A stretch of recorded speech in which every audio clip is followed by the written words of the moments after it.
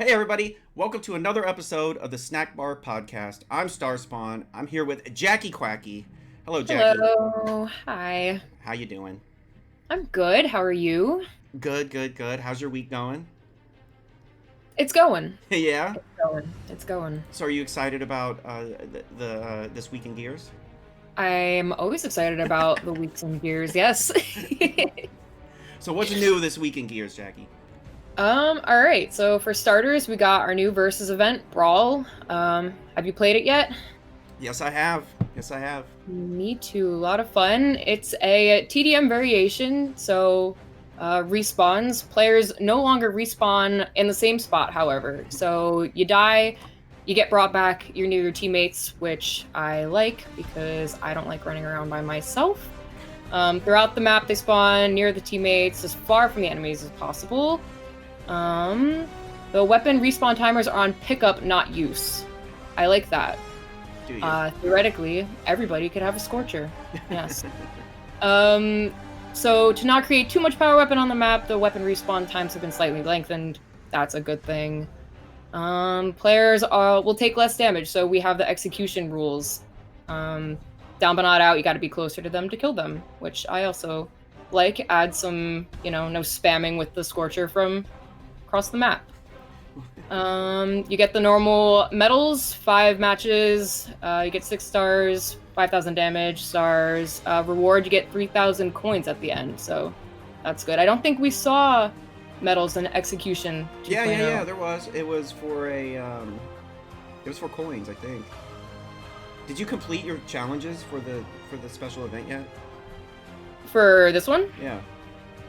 No, I've only played it once. Oh. Yeah, we're not there yet. But takes me longer than the average person to complete all these challenges anyway, so we'll get there slowly but surely. Have you? Well, of course, but as far as the Of course. the respawn points, I do like that because of the way it opens up the map. We're able to go to the parts where people would spawn before, and not have to worry about having 3 people with spawn protection run up on you. So it does add, a good, I don't know, 30% of the map. It makes that accessible. Buddy system. Yeah. Yes. The weapon respawn timer. So my only issue with that, with having it on pickup, was I couldn't tell if they had used the power weapon. You know how in I think that makes it a little bit more fun, though. Yeah. You have everybody with a boom, and you hear them going off, where normally you can count, all right, he just used the second one, but no, it's someone else used it, so. You know how they can hold the power weapon, and then the timer doesn't go off at all, normally? Yep. So that would tell me, they still got the weapon, or whatever, It would tell me that the other team had the weapon, too. I don't know. I mean, that part of it I can live with, though. It's not bad. I think it's a cool change-up. I like it. The players not being able to kill people while they're down, I'm mixed about that. When I was playing, I had a Marksa. I had downed someone, and they were crawling away, and I shot them twice, and then once in the head, and it still didn't kill them. They were able I think that ties in more to what I said before, though, because you have all these power weapons that are now available, more readily available, I should say. I feel like you'd get killed too. I have to say, I haven't run into that many instances where I'm not close enough to them to kill them anyway, that I hear the noise of me being too far away. But I think they had to do that to have some sort of balancing with the amount of power weapons and different weapons on the maps that are more available to everybody. So maybe it has something to do with the balancing of that. And I would like to see the respawn timer shortened, just because, I guess it could get messy with everybody getting a boom shot, for instance. But I feel like that makes it more of a fun-y event if everything was too fast. This is more of a playable, strategic, rather than everyone shooting when you have snowball fight and everyone has boom and you have a million shots in it. And I think this makes it more of a serious event, if that makes sense. So, I mean, definitely some things that they could edit a little bit, maybe shorten it a tiny bit, but I wouldn't shorten it much more, in my opinion. Because, I'm always wanting to get a power weapon, because, if I can get a sniper or something quicker, I'm for that. But having everybody running around with boom shots and drop shots. It took me a while to get used to them having, like, I had a power weapon, and I thought I was the only one with the power weapon, and Not wrong. they had the same power weapon I had, and then I got destroyed, obviously, because I was just, you know, thinking they didn't have it. It just took a little while to get used to. But how would you say? I know you're not the biggest TDM player, but if you were to compare the two, do you prefer the Brawl? Oh, I prefer this 1,000 times over regular TDM. This is a much TDM can be very slow paced, very campy. You know, everyone trying to save that last life, but this makes it a little bit more fast paced and for me more enjoyable. Well, I still die just as much as I would in regular team deathmatch. It's the games being an event where it's best 2 out of 3. The games go by a little bit quicker, but not campy, if that makes sense. It's a good happy medium. And while it's not my favorite objective-based King of the Hill game mode, it's definitely much more enjoyable for me than regular TDM, in my opinion, for me at least. And it's encouraging that they're at least trying to do changes and in a way that gets the community's opinions, because they can introduce it as a special event and then see how everybody feels about it. Exactly. And I like that it seems like a lot of these things, like, you know, the respawn time, the buddy system respawn, I feel like that's stuff that they've taken feedback from in other game modes in the past that they're just implementing in this to kind of see if they work together cohesively. So like the execution rules down but not out, you know, distance with the respawns on the weapons not needing to be used. Like, I feel like there was some thought behind that, and in my opinion, it works well. I mean, there's definitely some things that they could add to it, but no, I think it's a pretty solid put together. Well, one thing they didn't mention in here, which is a significant difference, is the ability to have 3 players with you instead of just 1. Yes. Because I was playing with this on stream with viewers, and I was getting, you know, 3 people in, and we were playing TDM basically. Yeah. No, I've always said that. Talking about like ranked TDM, I'm not a TDM person at all, and not being a TDM person, I would like to bring in other people that are. So to be able to bring more than just one person and have to depend on them to, you know, carry me to victory, it's good to have that, you know, second person to carry me to victory. Yeah. Are you planning on playing this mode anymore, or are you just gonna stick to King of the Hill? Oh, or what do you think? I love all the weekly events, even the ones I'm horrible at. So like Osaka, I'm horrible at it. Will I play it? Of course I will. I feel like they're a good break from, you know, I play a lot of King of the Hill, and that can get repetitive. And sometimes you just need a break from that. I've been loving execution up until this point. I've been loving control. I love every time they do like the funny weekly events. So yeah, of course I'm gonna play the heck out of this. Well, at least get your achievements done and get the coins. Yeah, get all the medals. Yes. All right, what's next? So then we got Horde. The Locusts are returning. So are you excited? No. So excited. Yeah, biggest Horde fan right here. No, it does look pretty cool though. So we have some characters returning. The Locusts are coming back. The units from Nexus Siege event will be making their way to your bases to destroy you. Sounds terrifying, but I don't know what that means. The bosses will not be coming, so at least you don't have to deal with Karn, Dramad, Ram, Scourge, Mara. The Horde enemy sets have been rebuilt to support that change, so it'll be a brand new Horde experience. Interesting.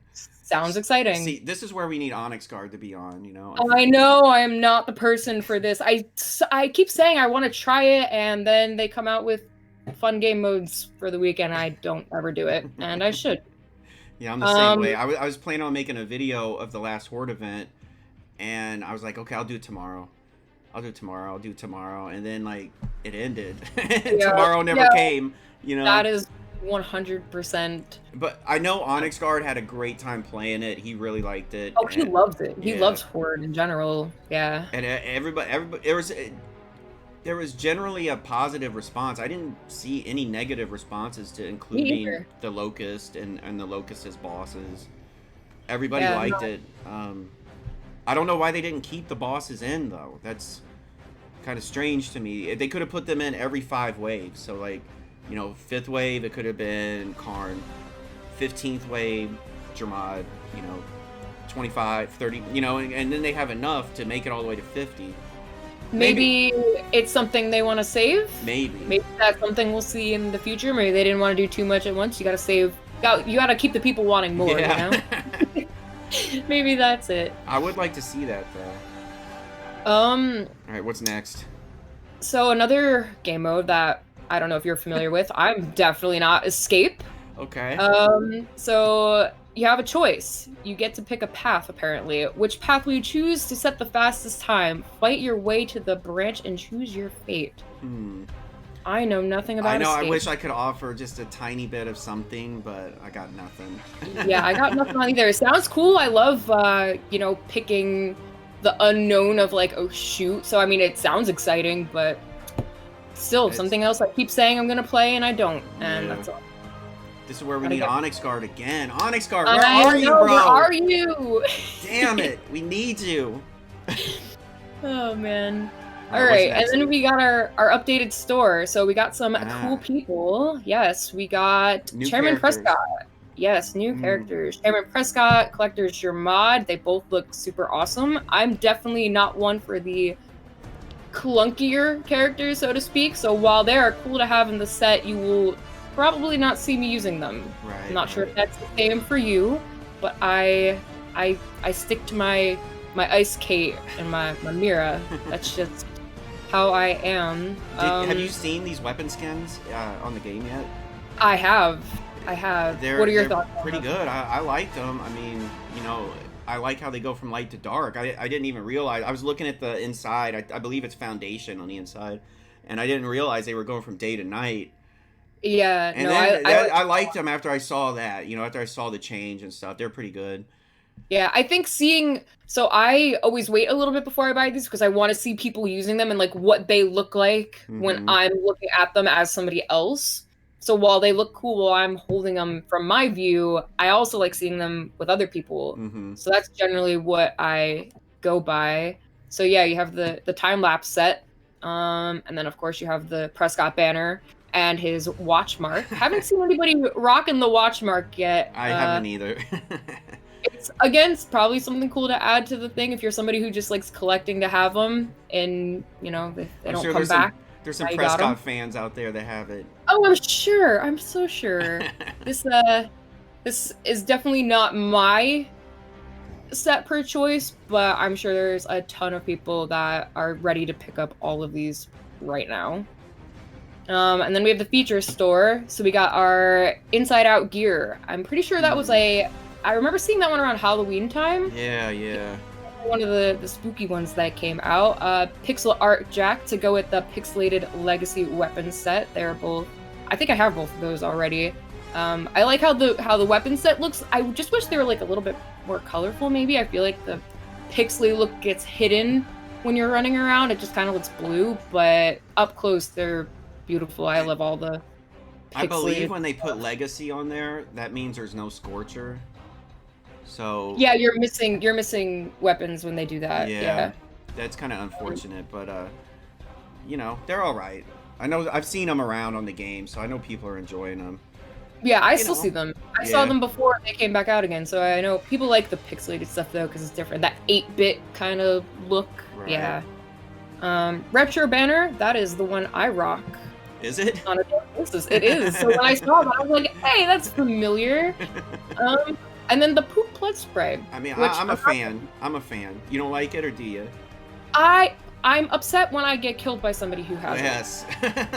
Kind of just like, kick me while I'm down, why don't you? And I die a lot, so I see my fair share of blood sprays. And this one and the horse head have to be my two least favorite to get killed by.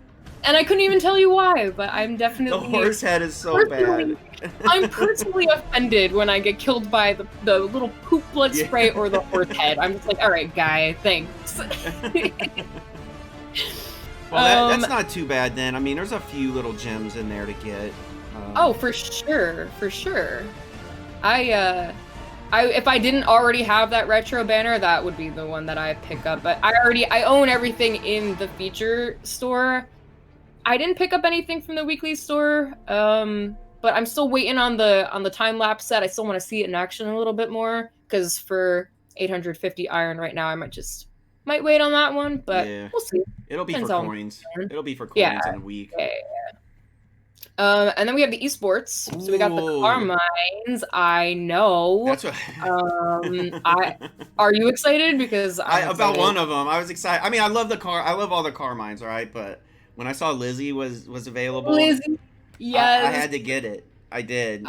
That's the one I picked up. I didn't pick up the other two again, only because I stick to my same. I like the smaller characters. So Benjamin Clayton, they're a little bit large for me. Yeah. Just for my taste. Don't like running around and seeing giant shoulders, but I've definitely seen everybody rocking these already. Lizzie is so funny. Yeah. I play with somebody who uses her as his main, and every time the match starts, she just starts yelling nonsense, and I'm like, that's hilarious. And it gets me every time. I can keep hearing him, and I laugh every time I hear her. So, and she's cool looking. Her tone is cool looking. And so she's dark and thin. So that's what I look for a good voice dialogue, small character model, dark colors. That's the characters I like. Perfect. Yes. I'm definitely gonna be. I'm sorry, Ice Kate, but you'll have to take the bench this week because I'm gonna be playing with Lizzie, and that's okay. That's okay. What else we got in here? All right, so that leads us to the ice weapon skins. So what have you heard about? What have you heard about that? Well, there's been a lot of people upset about this one. If you've been on Twitter, I'm sure you've seen it. I'm new to the Twitter. I have seen. People I've been seeing now. Yes. They just get mad, and then But look, honestly, they said that they would be available, so you were pre-warned about it. Exactly. Honestly, I think the people most mad about it are the ones selling those skins on eBay, because they were charging quite a bit for them. Yeah, I have the Lancer personally. Yeah. I don't know how I acquired it, but I think you got it through the hard drive. I want to say. I think it was the Gears 5 hard drive you got the Lancer from. I'm happy though that they're sticking to the exclusivity part of it on like the Kates and the Jack on like holding through. I feel like that would have caused so much. I know people that have spent so much money on like the Glacial Kate that they would probably uninstall the game at that point. They'd probably have some sort of frustration if they were like, no, general public, here you go, everyone, you can just buy it easily now. But I like. Do you like the ice weapon skins? Are you a fan of them? No. I gotta be honest. I mean, they look good, but I wouldn't use them personally. This kind of ties into oh my god, my cats are fighting. This ties into the Black Phantom skins, because a lot of people are trying to compare the ice weapon skins with the Black Phantom skins, because they originally said that they were going to bring the Black Phantoms back to the store, and of course people lost their minds. And I wasn't tweeting about it, but I was mad about it because I have those skins, and you want to get that. They're cool. It's an accomplishment. Like it's exclusive. It's the only thing on this game that is exclusive, pretty much. There's very few things. I think the Razor Lancer, maybe the Rockstar Lancers, just stuff like that. It's just it's the only tiny sliver of exclusive on here. But also, they said, or Octus had tweeted out saying the Black Phantoms will never be in the store. So that's a lot different than comparing it to this, where they said in 2019 the ice weapon skins would be available eventually. Yeah, there was transparency to that. So I believe that's why the uproar only got to a certain level and then kind of died down, because at the end of the day, they were told ahead of time. Yeah. I'm sure a lot of people would love to see the Black Phantoms come back to the store too, but I know. like we just said, though, we got to have something on here that's exclusive. I'll stick with my purple Phantom. It's fine, whatever. And Jackie, I don't know. Did you know what we had to do to get those Black Phantoms? I heard it was something in Gears 4. Yeah. So we had to do like re-up 10, do the campaign in Insane on co-op, and you deserve that Black Phantom. There's something else. There's something else too. I can't remember everything, but yeah. So there's a lot of people that tried to get it that didn't, and then a few of us, since I play all the time anyway, I already was re-up 10. I already had everything done except the co-op thing. Anyway, so we got that. We got Gilded Rom, Gilded Marcus, Gilded Kate, and Esports Kate, and then those weapon skins. And that was at the end of the life cycle of Gears of War 4. It was the very last promotion that they did, pretty much. Maybe it was to like rope to get you to.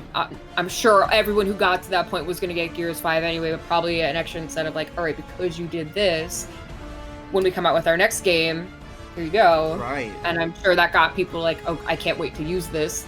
They probably would have played the game anyway, but just a little something extra for your patronage to the game. The bad thing that happened, the end. Which this is probably, I don't know if they've foreseen this or not, but of course, as soon as they found out that they could transfer a character from Gears 4 to Gears 5, of course everyone's like, I want my Black Steel characters, I want all my weapon skins, I want everything transferred over.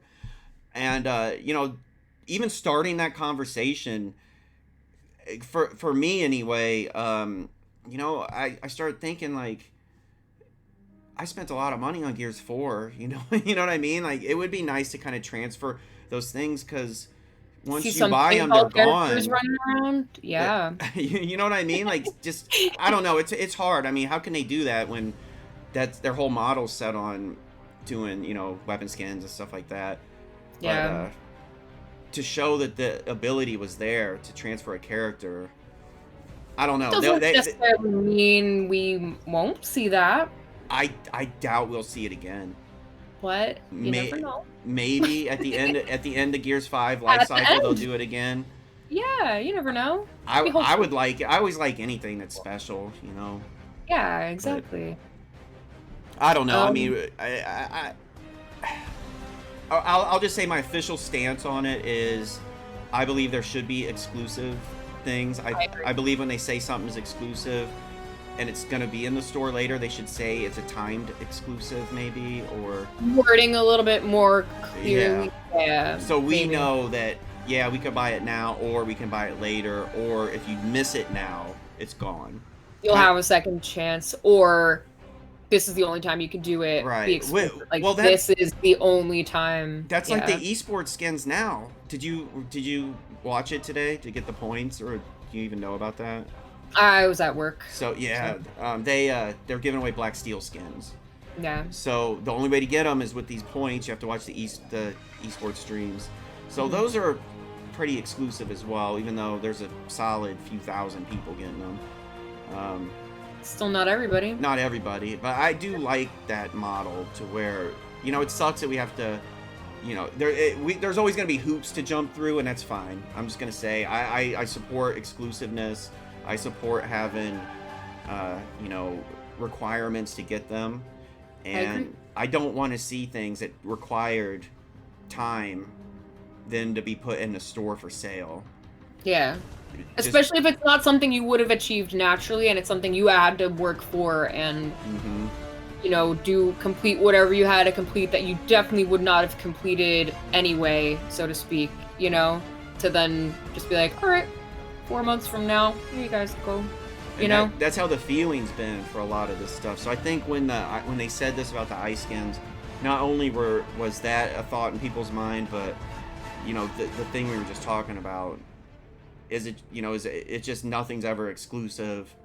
Yeah. And it kind of takes the magic away a little bit. So hopefully they'll find that balance between having those few things that are exclusive for us that are in the community and that know what's going on, and we're the ones reading This Week in Gears every week to see what is going on. So if there's any type of promotion or a weapon skin, that however it works, not only are we going to get it ourselves, but we're going to cover that.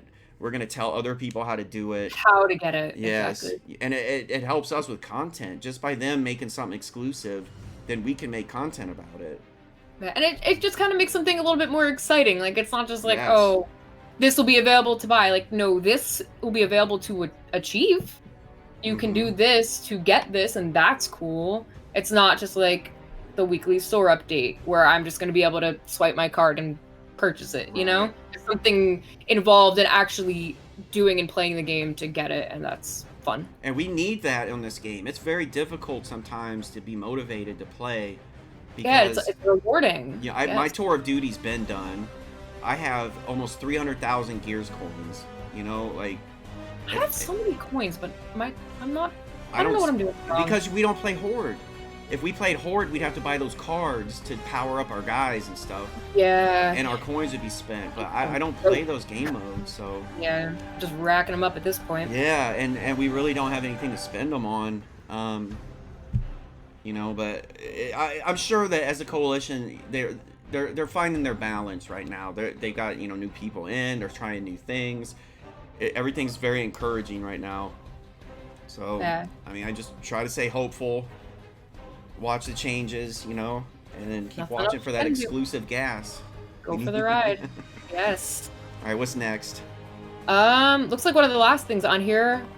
My probably second favorite game mode, Execution 2.0, is now going to be available in quick play for the remainder of Operation 6.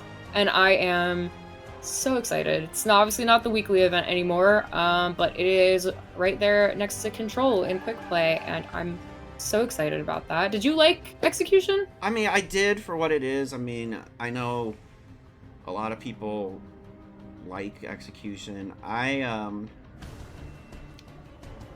like to be able to come back and get revenge on someone that killed me, I guess. I don't know. I did like it for what it was. But, you know, as far as a single life game mode, it was very fun. You know, so it's not really that I didn't like that game mode. I did like the game mode. It's just, you know, single life modes are only fun for so long for me. But I did play it a lot. I think the changes they made are very good. And I think that it would make a good ranked mode because there's a lot of people like you that would have played this in ranked, obviously. Oh, yeah, for sure. It's been in ranked, it's been out of ranked, it's been back. I don't know if you remember. Like this version of it. Do you remember when it was ranked on Gears 5? I mean, I wasn't. So what happened was Nick Merckx made a comment that he would play it again if Execution was in the game. So next thing you know, I'm talking like within days, Execution's in. Hey. And then Dr. Disrespect was playing it, Nick Merckx, and you know, all the big streamers started playing Execution. And then, you know, they played it for a couple days and then went back to Fortnite or whatever, you know, Call of Duty. And the rest of the community didn't really play it. They said the player base was low.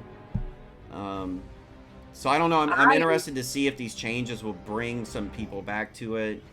I've heard nothing but great feedback. I mean, maybe some people were like you, it's just not your cup of tea, but everyone who it is their cup of tea.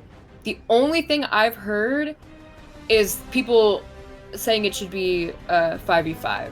That's probably the only, not even negative, but I guess point that I have heard, because it's a single life. 5v5 is not as chaotic as it would be in like Control or King of the Hill, where now you got a million people running at you because everyone's taking their time. You have one life. You don't want to die.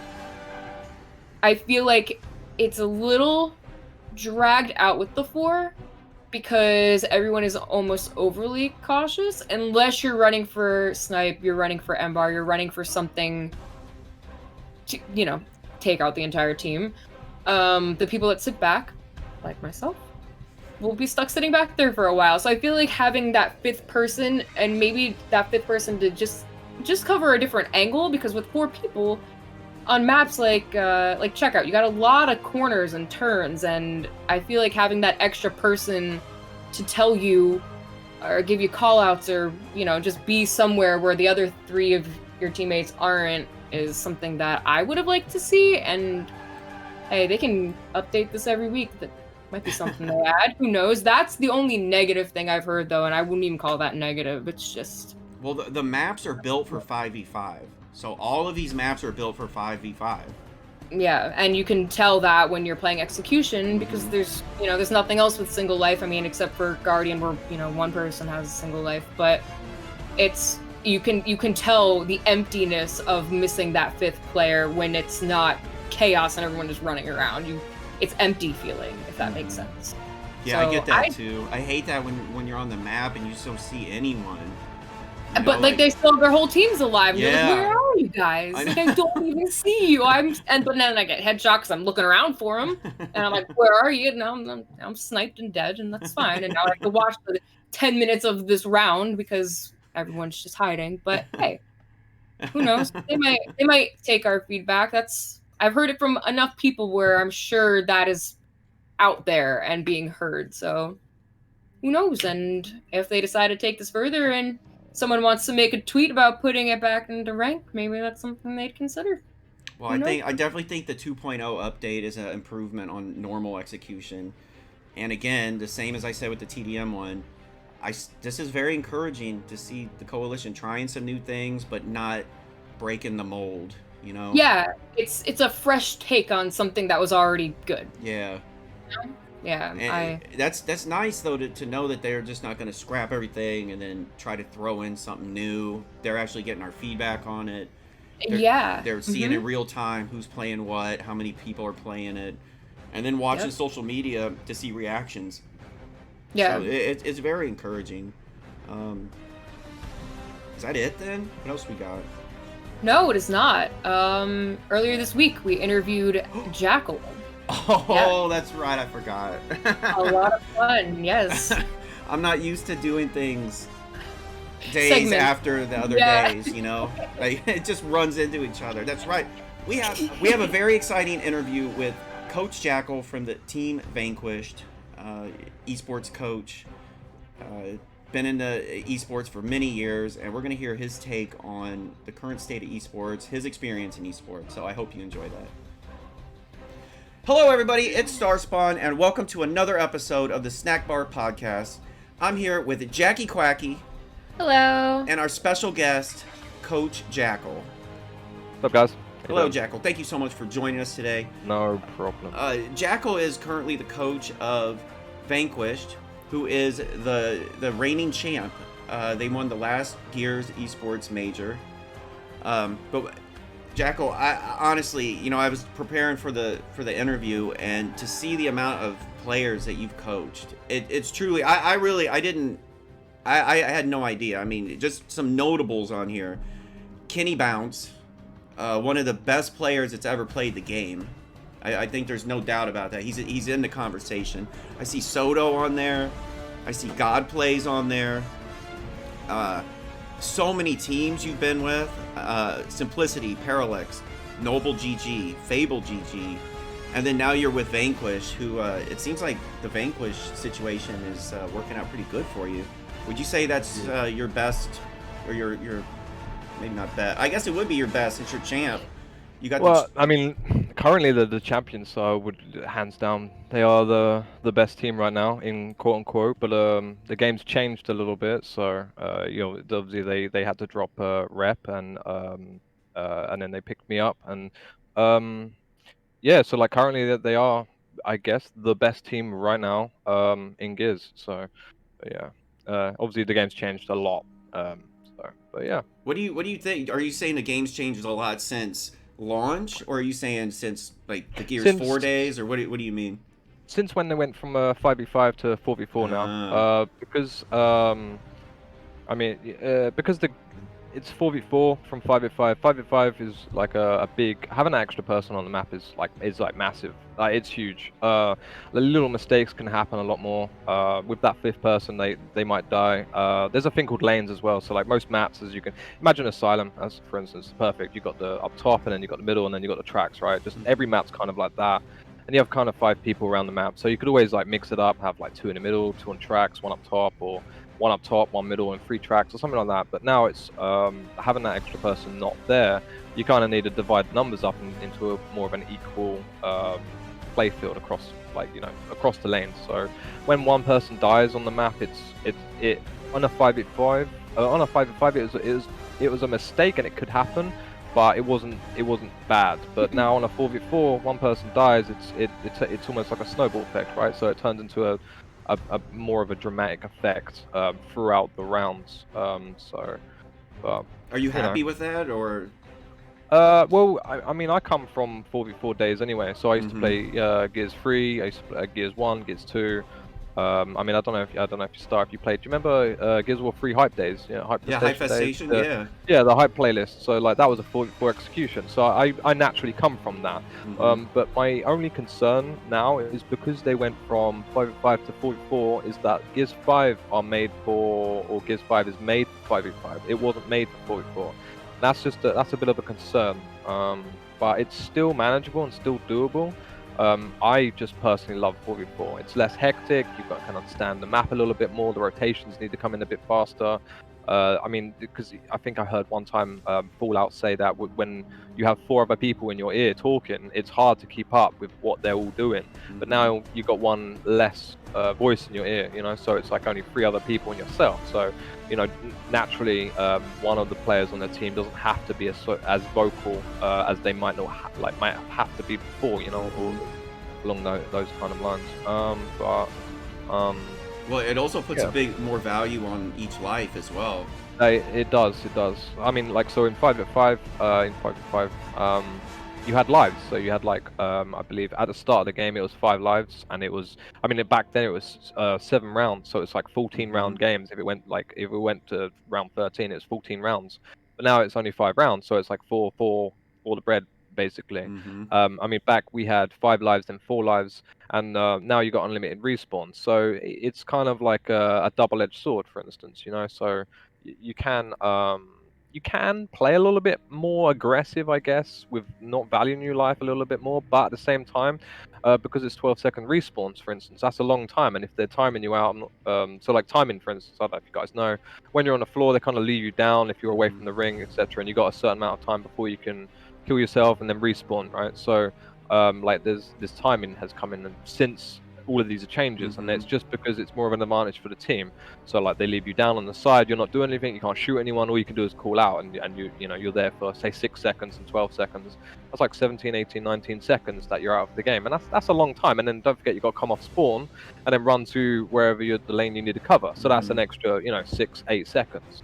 Well, it's funny you said that, because I've noticed in the pro streams that they've been doing call outs saying I'm timing him, and I hadn't heard that as much as I hear it now. Yeah. So it's been around. Timing has been around since Gears 3 because of King of the Hill, for instance. On dry dock, you could time people and stuff like that. So you would like leave them down and then wait for a little bit, because obviously now you can't self-revive, right? So on Gears 4 you could, on Gears 5 you can't. So they just leave you down and put a couple of pistol bullets into your body, so you kind of like deteriorate faster. You might have seen it as well during scrims and stuff like that with other pro teams, that they will a team, like their own team, will actually try and kill them faster to get them off respawn quicker. So like that's a whole reason as well. So it's not a mistake, it's actually purposely. I think I watched Powers and Gilbert the other day. They were playing on like Harbor or something like that, and Gilbert killed Powers or Praise, who was on the floor. It wasn't a mistake, it was purposely to try and kill him to get him off spawn quicker, so he could fill in the lane quicker. Because obviously if you're down, like I said, you're down for 30 seconds, or it seems like a lifetime, and if you just don't press anything, I'm sure you guys in ranked knows what that feels like, especially if you're on a timer and you're down, and then you're on the floor, and you can't self-revive as well. So it's a bit of a dramatic effect, big time. So well, for a competitive advantage as well, I mean, oh, absolutely, that's what it's all for the about. other team. Yeah, exactly. Yes, like one extra, and say hypothetical situation. Let's just take Foundation, for instance. Say if the guy on the top cat, like the very top between the home hill, say if he kills his kid, and then say in the middle, you put him down on the floor. That's straight instantly. Now you can get their home hill, you can collapse into B, it's a 3v2 on B, and then you can pretty much play for B. So like your home hill's getting capped, there's no one in the middle to cover, and then you've got 2 people on B, and you have to just kind of rush in there and do what you can. And fair enough, that's where skill comes in, and that's where like plays kind of, quote unquote plays get made, like they could catch a 2-3 piece, something like that. But if the kid in the middle's down, guy on the top table, he's dead. Now, the kid in the middle, for instance, can either go to the home hill, or naturally he would flank B, knowing he's got 12 seconds before that kid he's just killed top cat comes off of respawn to either fill in one of the lanes, for instance, or helps out B, or 2v1 on the home hill. That's like it's all this, this snowball effect continuously. So, but naturally it's more of a competitive advantage. Personally, I don't like that. it's good and it's bad. Like most of these things, everything is always a double-edged sword. There's always a good point to it and a bad point to it, and it's a pro and con. It depends on how good the good point is and how bad the bad point is, you know. And if they outweigh each other and they're quite equal, then it's not too bad, because if you put yourself in that situation and you lost your, you know, 1v, 2v1, stuff like that, then you know it's your fault, and you just need to get better, and that's just that simple. Without being savage, there, you just need to do better, hit a shot and do better. Yeah. So Jackie, that's not me bashing on anyone, but yeah. Jackie, you started playing Gears with 5v5, right? Or did you play did you play Ultimate Edition at all? Very briefly. I got it for free, played it a couple of times, but I started Gears when it was 5v5, which was helpful when I was learning, because while it's a lot happening, there's a lot more people to help me. But from now starting with that compared to this and never having like previous experience with like 4v4, it's two different styles of games altogether. It's I wouldn't mind certain game modes being 5v5. I feel like it'd be helpful in some cases, but the more hectic like objective based games like King of the Hill, it's definitely more manageable with 4 people and not having someone every time you turn around. So yeah, I think I prefer 4v4, but 5v5 is cool too. It's just different in my opinion. Because we're just talking from ranked experience though, Jackal, so it's a little different, obviously. But for us, man, it's a lot. It's easier to not have double lancers covering those choke points on both sides, you know. Sure.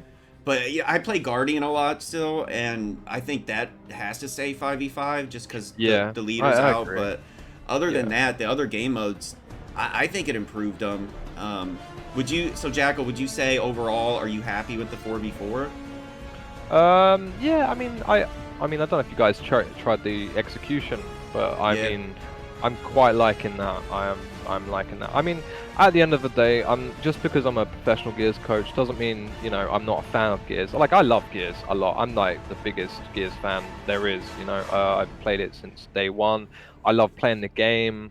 You know, I'm just as like I'm exactly the same. When someone beats me down, teabags me, I cuss and swear and all that kind of stuff. Like, I'm just as guilty as playing the game as anyone else, you know. So I still have that love for the game, but I don't play it as much as I want to, but just because I'm very busy throughout my normal life and the Gears coaching on the side. But I keep an eye on it. You know, I watch some, you know, ranked players like Shadow, Lee, you know, you Star, and you Jack as well. So you know, I pop in, you know, probably for about 10-20 minutes just to say hello, how you doing. Normally I'd keep a tab on, but yeah, but I mean, I like Gears. I think you're right about Guardian. Though. You must, because for you to do Gears professionally all day long, and then when you're finally done, what do? You get back on Twitch and you watch some more Gears players. Yeah, you have no idea. Like, I mean, normally, like, I mean, I'll let you know my schedule. So, like, my kind of normal schedule, bearing in mind, put 5 hours on top of your time. For instance, it's coming up like 8:30 here, so it's like 3:30 Eastern, right? So, hypothetical situation. I wake up, say 11 a.m., 12 or 12 p.m. midday my time, right? I got 2 dogs. I kind of get up, I feed them, I walk them. I'm a full-time carer as well, so like that on top is a little bit extra. So I kind of do house chores. I'm a man of the house, I guess. So I got house chores, pay the bills, etc. And that takes me to, you know, 4, 5, 6 p.m. something like that. Then I get dinner ready for myself, for my family, anything else like that. Kind of do the washing up, whatever. And then it gets to around 7, 8 p.m. and then I'll have about an hour's like nap. I can't tell you how much they've saved my life. Those hour naps in the evening is amazing. Sort of around 8 p.m. to 9 p.m. my time, bearing in mind. 9 p.m. I'm up and awake. Usually I'm just going back over some of our scrim videos, some of our VOD, taking some things down, just mental notes for myself. And also I've got my own Discord for my team, so I can put things down in there. If I've missed some things, I've got Google Documents that I take notes down. It gets to about 9:30, team joins in and we just talk about some things, you know, go over some things, say we need to do this, blah, blah, blah. I mean, big shout out to Sam as well, like Vital Sam. I've coached him in Gears of War 4 a few times, 3 times, I believe. And in this game, I've coached him twice now. It's my second time coaching him. So I know Sam, like in real life. I've obviously been to LAN events with him and stuff like that. And, you know, he's incredibly smart and almost. I don't know if you guys ever seen that meme of you know, Eminem on the Rap God, believe it or not, like when he's speaking like that, the egg in the middle, right? It's getting. Yeah. I feel like sometimes when Sam calls out, that's all I can picture in my head. That's all. He's just like, blah, blah, blah, and he's speaking so fast. But he's so intelligent and he's so smart at the game, and he can see it. It's almost like he has a third eye for the whole game. Yeah, so he rounds the troops up. I'm just there. I'm recording the gameplay. I kind of pick them up on some of the mistakes that they do. You know, that's what I'm there for. You know, why did you do this? You should do this. Blah blah. I try and sort of see if the team's okay in morale. I pick things up. I just sort of like take little notes. When getting into coaching myself, because obviously I was a Gears competitive player on Gears of War 3 and UE, and I thought about it a lot. Like I'd like to have a coach myself. So getting into coaching, I thought, what would I want my coach to do to take the stress off of me? So now that I'm actually a coach now, I try to do as much as I can to take the stress off the players. So all at the end of it, all they have to worry about is hitting a shot and rotations and understanding. You know, like sometimes coming off spawn, for instance, on the round, I'd call like numbers, watch, see what's going on here. If a player's on a 1v, I would call out for their 1v, for instance, just because it takes their pressure off them saying anything. I know it's a 4v4, but you ever been in a 1v1 situation, you're kind of not really thinking or saying anything, you're just kind of worrying about hitting your buttons and hitting the shot, right? So like, vision, yeah. Yeah, exactly. So if I'm on board with them, I'll call out for them, and then it kind of helps my team. And I'm like, yeah, like Handles is on a 1v, for instance, and he's heard that call out. He doesn't have to worry about anything. Nearest player can rotate to him and help him out in a 2v1, you know, to help that.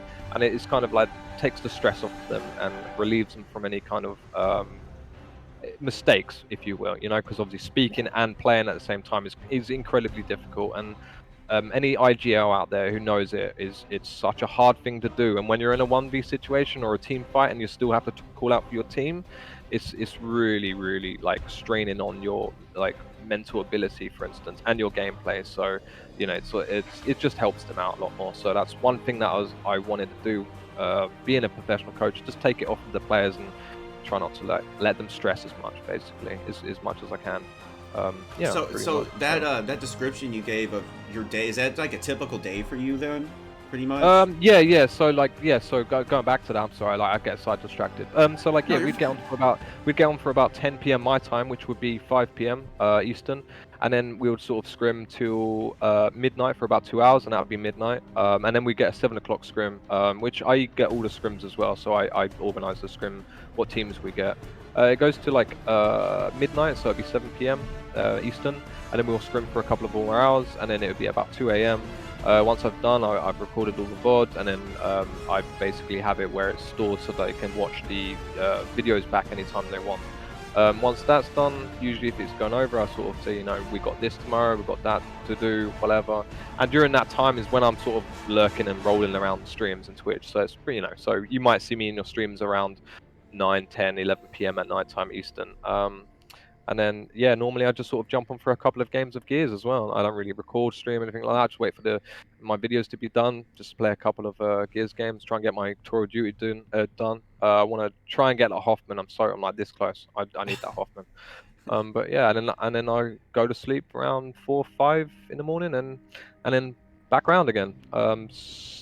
Sundays is my only day off, and I'll make sure Sundays I'm away from everything to do with gaming. You know, I need to hydrate, get some fresh air, walk my dogs, get some nice food, listen to some nice music, have the whatever sunshine we get coming in my room, and just feel good factor on a Sunday, ready to start again. So okay, that makes more sense, because you know, in preparation for this, I went to your YouTube channel, of course. Do you remember what your first video was? I honestly can't. Oh, actually, I think it was some Titanfall videos. It was a Titanfall. Titanfall or Destiny videos. Yeah, I love those games. I love those games a lot. Yeah. And it was October 3rd, 2014. Damn, that's a while ago, isn't it? I was gonna ask you though. You did Titanfall videos, and then you did some Destiny videos. Yeah. But you didn't have any commentary. Yeah. Did you know? It was way back in the day. I mean, I was a noob back then with recording equipments and stuff. Like I think I'm talking back when this was before Twitch was Twitch. It was Justin TV, and I don't know if anyone would know about that or not watching, but Justin TV, and then it went into Twitch, and then that's when I started learning about it a little bit more and diving into it, and just yeah, just like self-educated basically. Everything with OBS, I can't even tell you countless hours of learning OBS and stuff like that, and then eventually learning about YouTube and how big this thing is. I regret not uploading more content. I do. I wish I could more, but it's just literally my schedule's so busy. I would be losing out on sleep to sacrifice content, and I need my sleep for my daytime, and then I need my sleep for my evening. So it's just like it's kind of like a double-edged sword, just kind of annoying. But that's why I appreciate when other content creators and Gears players, they always put their effort. Avexis, for instance, he's been on the ball with that. Domes, for instance, as well. Domes, I love Domes. He's always always streaming. Chase, for instance, all of these people, regardless of who they are, what they do. If they're streaming Gears, I'm there. I'm just there to support because I love the game and I love the community. And if we can help support each other, put any kind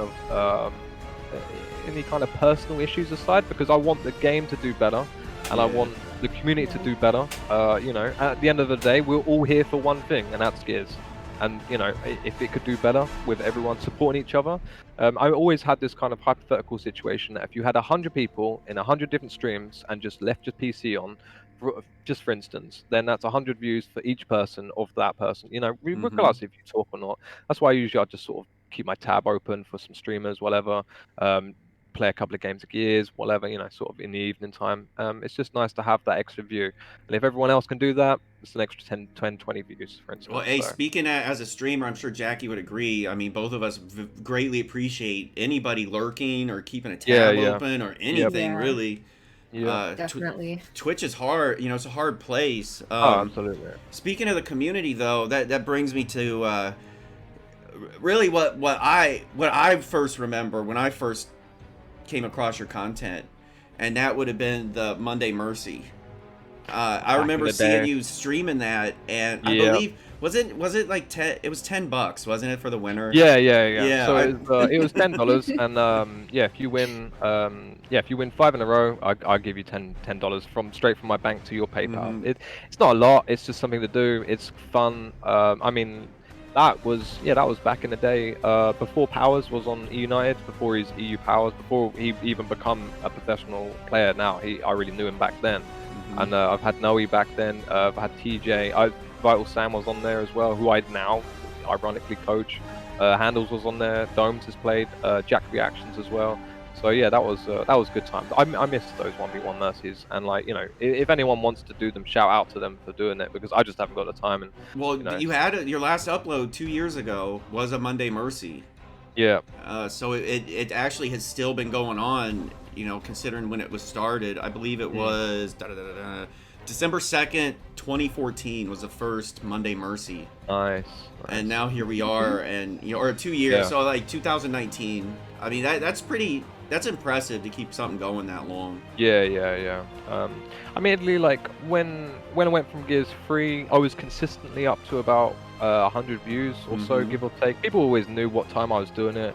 I believe it was 10 p.m. my time, and I'd do it for about 4 or 5 hours, something like that. Admittedly, I'm not one of the greatest players in the game, and I'd love to do better. But watching other players hit some of the shots that I wish I could, it's just like, for instance, I don't know if you guys saw Powers got a reaction shot on someone on Gridlock the other day, and those plays is just what makes Gears just Gears.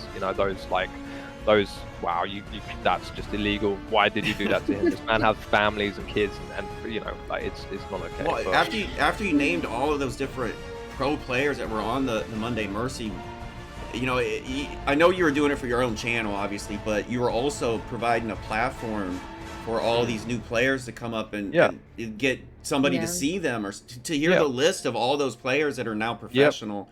There's the Monday Mercy was more than just a YouTube series for you. It was actually a way for people to break into getting on a team, maybe. exposure. Yeah. Exposure as players, yeah, definitely. And I mean, you know, once or twice, maybe, you know, a few people have gone against powers and they wouldn't have had the chance to do that without Mm-hmm. me. So, you know, yeah, I guess I didn't really see that as that kind of side of things, but you know, I hope some people have appreciated that, and I hope some people, you know, I was benefiting myself to grow my YouTube channel. Obviously, you know, that's what content creators do. That's what they're there for. But at the same time, I'm still, yeah, like you said, I'm providing a service to them as Mm-hmm. players, and they're getting something back as well. So if you can beat the best of the best, I'm giving you 10 bucks. So it's not for free or not for nothing. I believe I spent over all that time out of my own pocket about just over like 1,200 bucks, give or take, like 1,200. So it's quite a lot of money over that time. Yeah. But was it worth it? Absolutely. To see some of the best players in the world, yeah, I would do it again. We're in a heartbeat. Well, and the difference is that it was you. It's not like, you know, just some random person saying, you know, on Twitter, I'm doing a tournament, guys. You know, so to have you in there evaluating these people as they're playing added that extra authority to it, I think, Yeah. which I believe that had a lot to do with the success of it. I enjoyed it a lot, and this would have been it was Gears 3 when I saw you Yeah. doing it. Yeah. Good old Murphy. Yeah. Yeah. What do Because you I did it think? on. You spoke about you know, Avexes and domes, you know, and those are two really good as summons also are Summons, examples yeah, of yeah. pro players that are doing some content. Mm-hmm. What do you think? I mean, domes, I guess he's not active anymore, but I still consider him a pro. Yeah, yeah. He conducts himself that way, even though I guess he is more content heavy compared to Avexes and summons. But what do you think of the current state of the pro player content? Do you think that it's even important? Do you think that it should be left to the content creators? What do you think about it? Honestly, I would like them to do more. Just random now and again have a random private lobby or something like that, you know. I feel like they can stream. I feel like they should stream.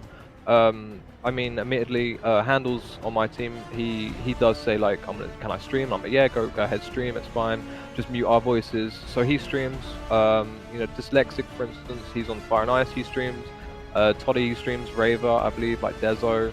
All these pros do stream, and I think it's good that they do stream because it kind of gives an eye opener to someone who doesn't know about competitive play, doesn't know about it, you know, and they might come along and then see this guy doing this kind of thing and then be like, wow, I want to be part of that. I would have imagined that's how it started before, you know. I had no idea about Gears esports at all until Barbosa, for instance, on Hyperstation days, and that's when I really come across Gears and esports and met Kenny and met Icy, and you know, like back then I looked up to them as players, you know, Toy Soldier, and I looked up to them and I was fans of them. Like I was really fans of them, and some of the things that they did I was like, wow, it's amazing.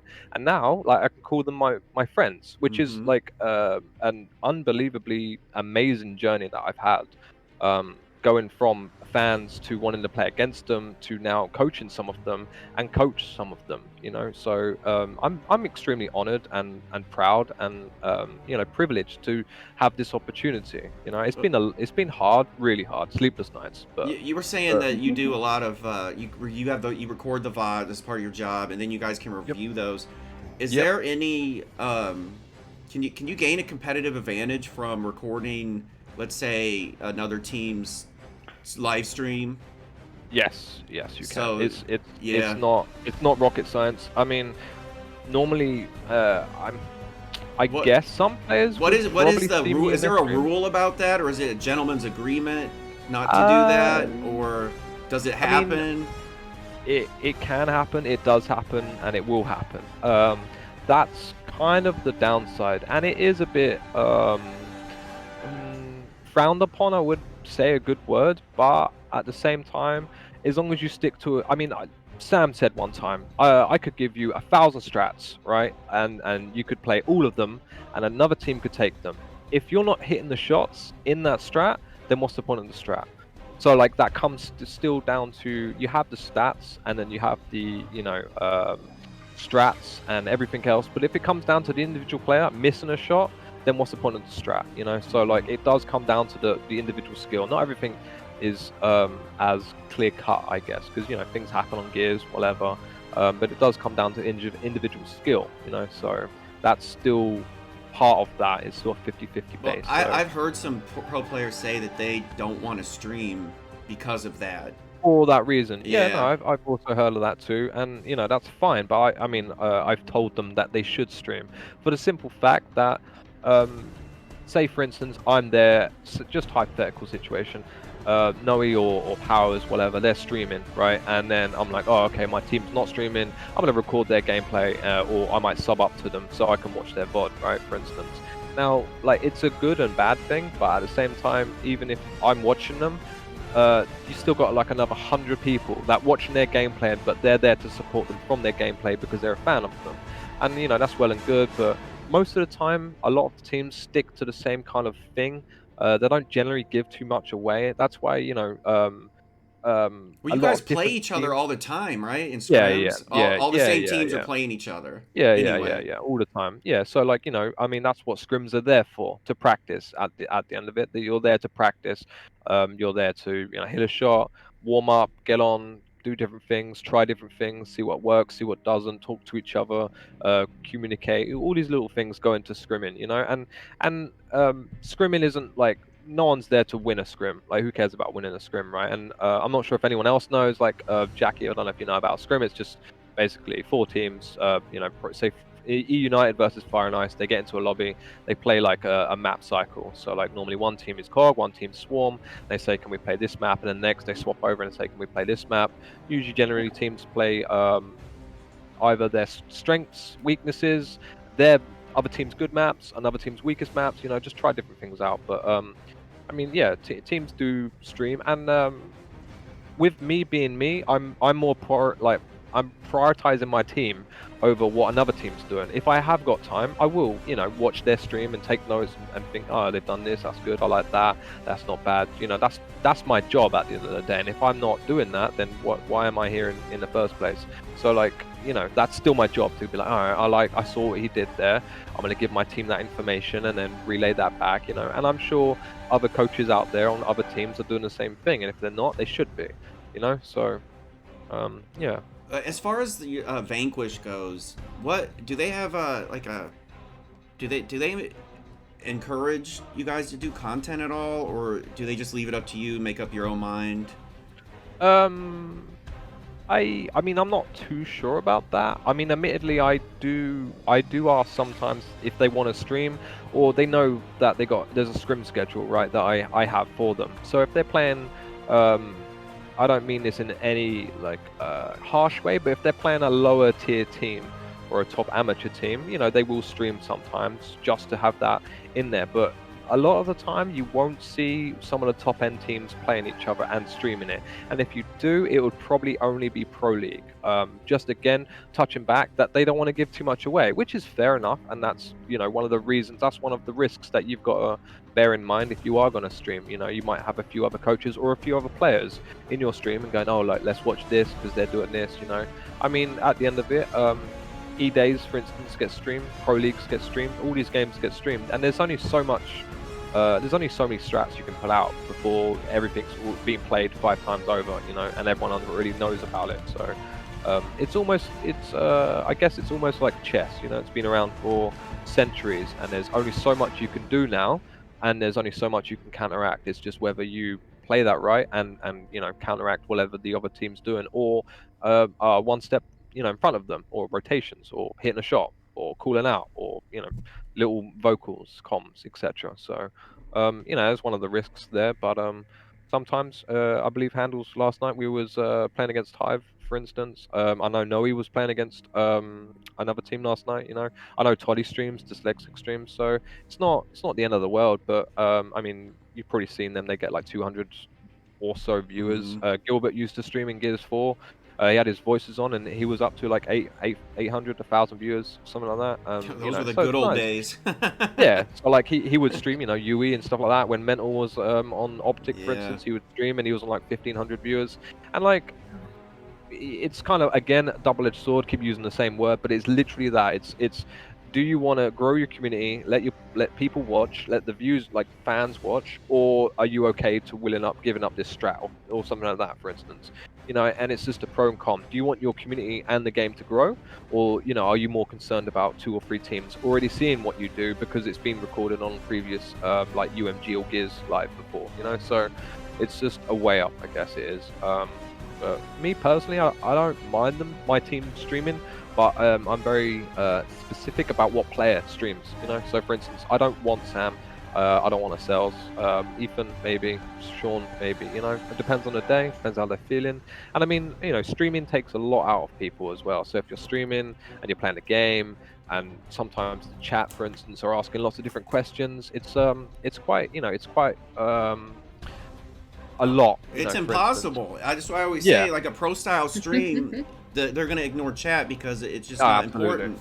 They Yeah, have to. yeah. There's, Yeah, you know, it's their job. It's Yeah. their job at the end of the day to practice, you know. And they will answer you after the scrim, after the practice, whatever. They will. They're not ignorant. They're not arrogant. They will, you know, are this. And most of the time, you know, like teams will have sense, like their sense in the chat, for instance. But I'm sure you two understand when you're playing a game and you have about like so many people asking you questions and you want to answer them, but you're playing the game. You don't want to look bad on the game, but you want to answer the questions because you don't want to feel rude, right? But Yeah. you want to give them something to show, you know. So it's not, you know, it's for me as well. I'm heavily involved. I still have that competitive edge, so I might ignore chat now and again if I'm ever streaming, but I'm just more focused on the gameplay because yeah, I'm just there to play the game and just, you know.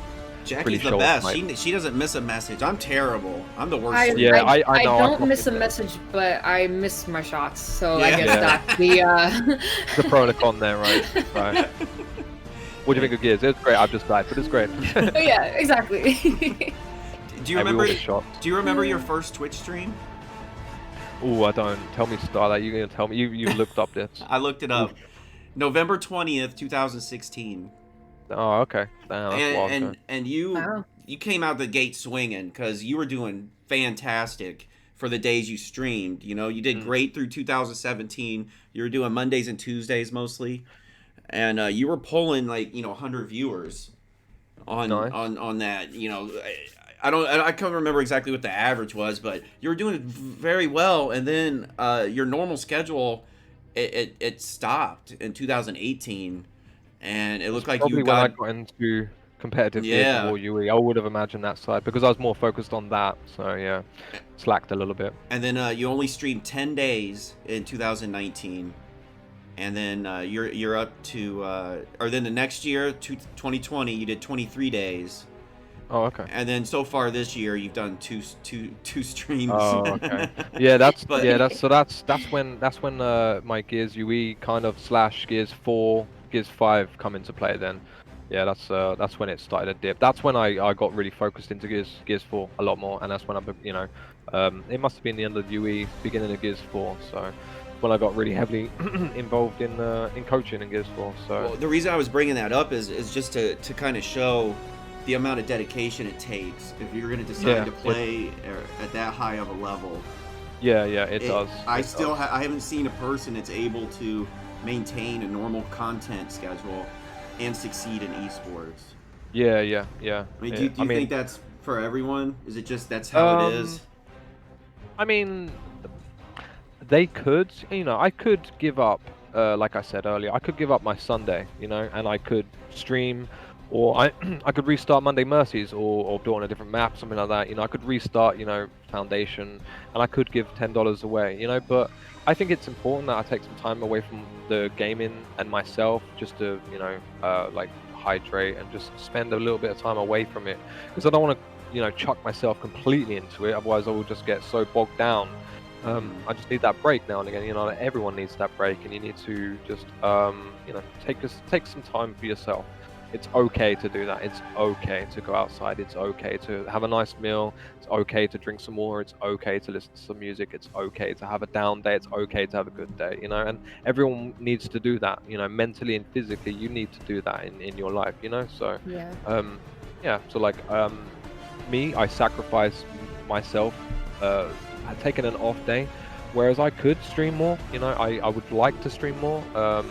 It's just when it comes to that time, it's just so hard. Like I'm up till like I said, 4 or 5 in the morning, and then I'm going to sleep, and then I'm waking up, and then I'm starting my day again, and then it just kind of continues that all the way through.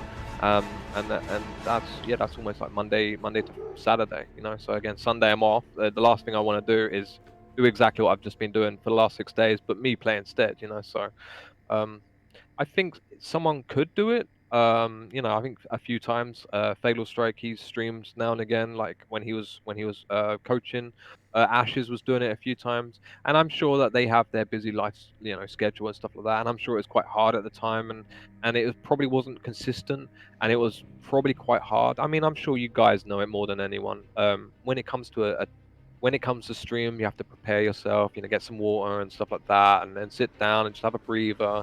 And like me, like, because I know what it's like to stream and stuff, I'd either have a couple of warm up games just to see how I'm doing, you know, like quick match, and then I would stream, and you know, so it takes a lot of time, and I'm sure you've had like 10 views or 5 views or 20 views, and you know, like streaming is. You have to be consistent. You have to be consistent. If you're going to do it, you need to stick to it, and you need to keep it on a schedule. It's almost like a job, but it's just Yeah. this is something you have to do, you know. And if you want to make it in streams and in Twitch, that's just something you have to sacrifice.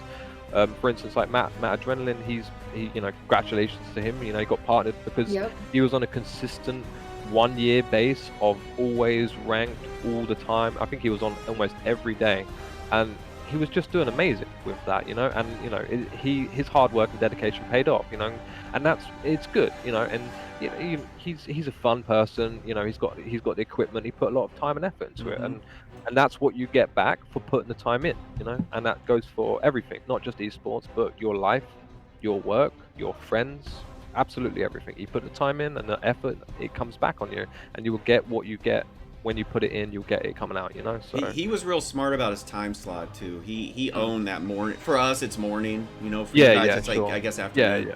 But Yeah. he it was. If you look at the data of Gears 5 when people watch it, for some reason last time I looked, it was like, you know, 5 a.m. for me till like, you know, noon there was a large amount of viewers watching, and there's not a lot of Americans streaming at that time because everybody's asleep or at work or whatever. Sure. So Matt came in and saw a niche and filled it. Yeah. And Yeah, very smart. took it all the way to partner. You know, like him and Helios are. I was saying for months, I was like, you know, I don't think anyone that is a main, that the game that they stream, or a main gear streamer is going to get partnered. I was just saying, I don't think it's possible. Even if they do get the 75 viewer average, I don't think Twitch would do it. But I was wrong. I mean, you know, Helios and Mad Adrenaline now both have done it.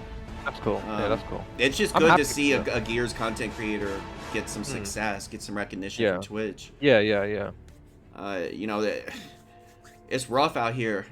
It's rough. It is. I mean, you know, as much as, you know, I always see, like, I'm not stupid. I wasn't born yesterday. Like, I do see on Twitter, and the game's dead, blah blah blah. But it's not. Just because Twitch has like 500 views doesn't mean there's 500 people playing the game. Like, there's thousands of people out there playing Gears, you know. And I would like to see numbers, but I mean, maybe in the future we could see that, you know, on Gears of War 3. Do you remember that you'd have the players, you know, how many people were playing? I mean, there was like so many days, there was almost 20,000-30,000 people playing that game, you know, on a consistent basis. I'm sure if you go back now, there's still a good couple of thousand playing that game.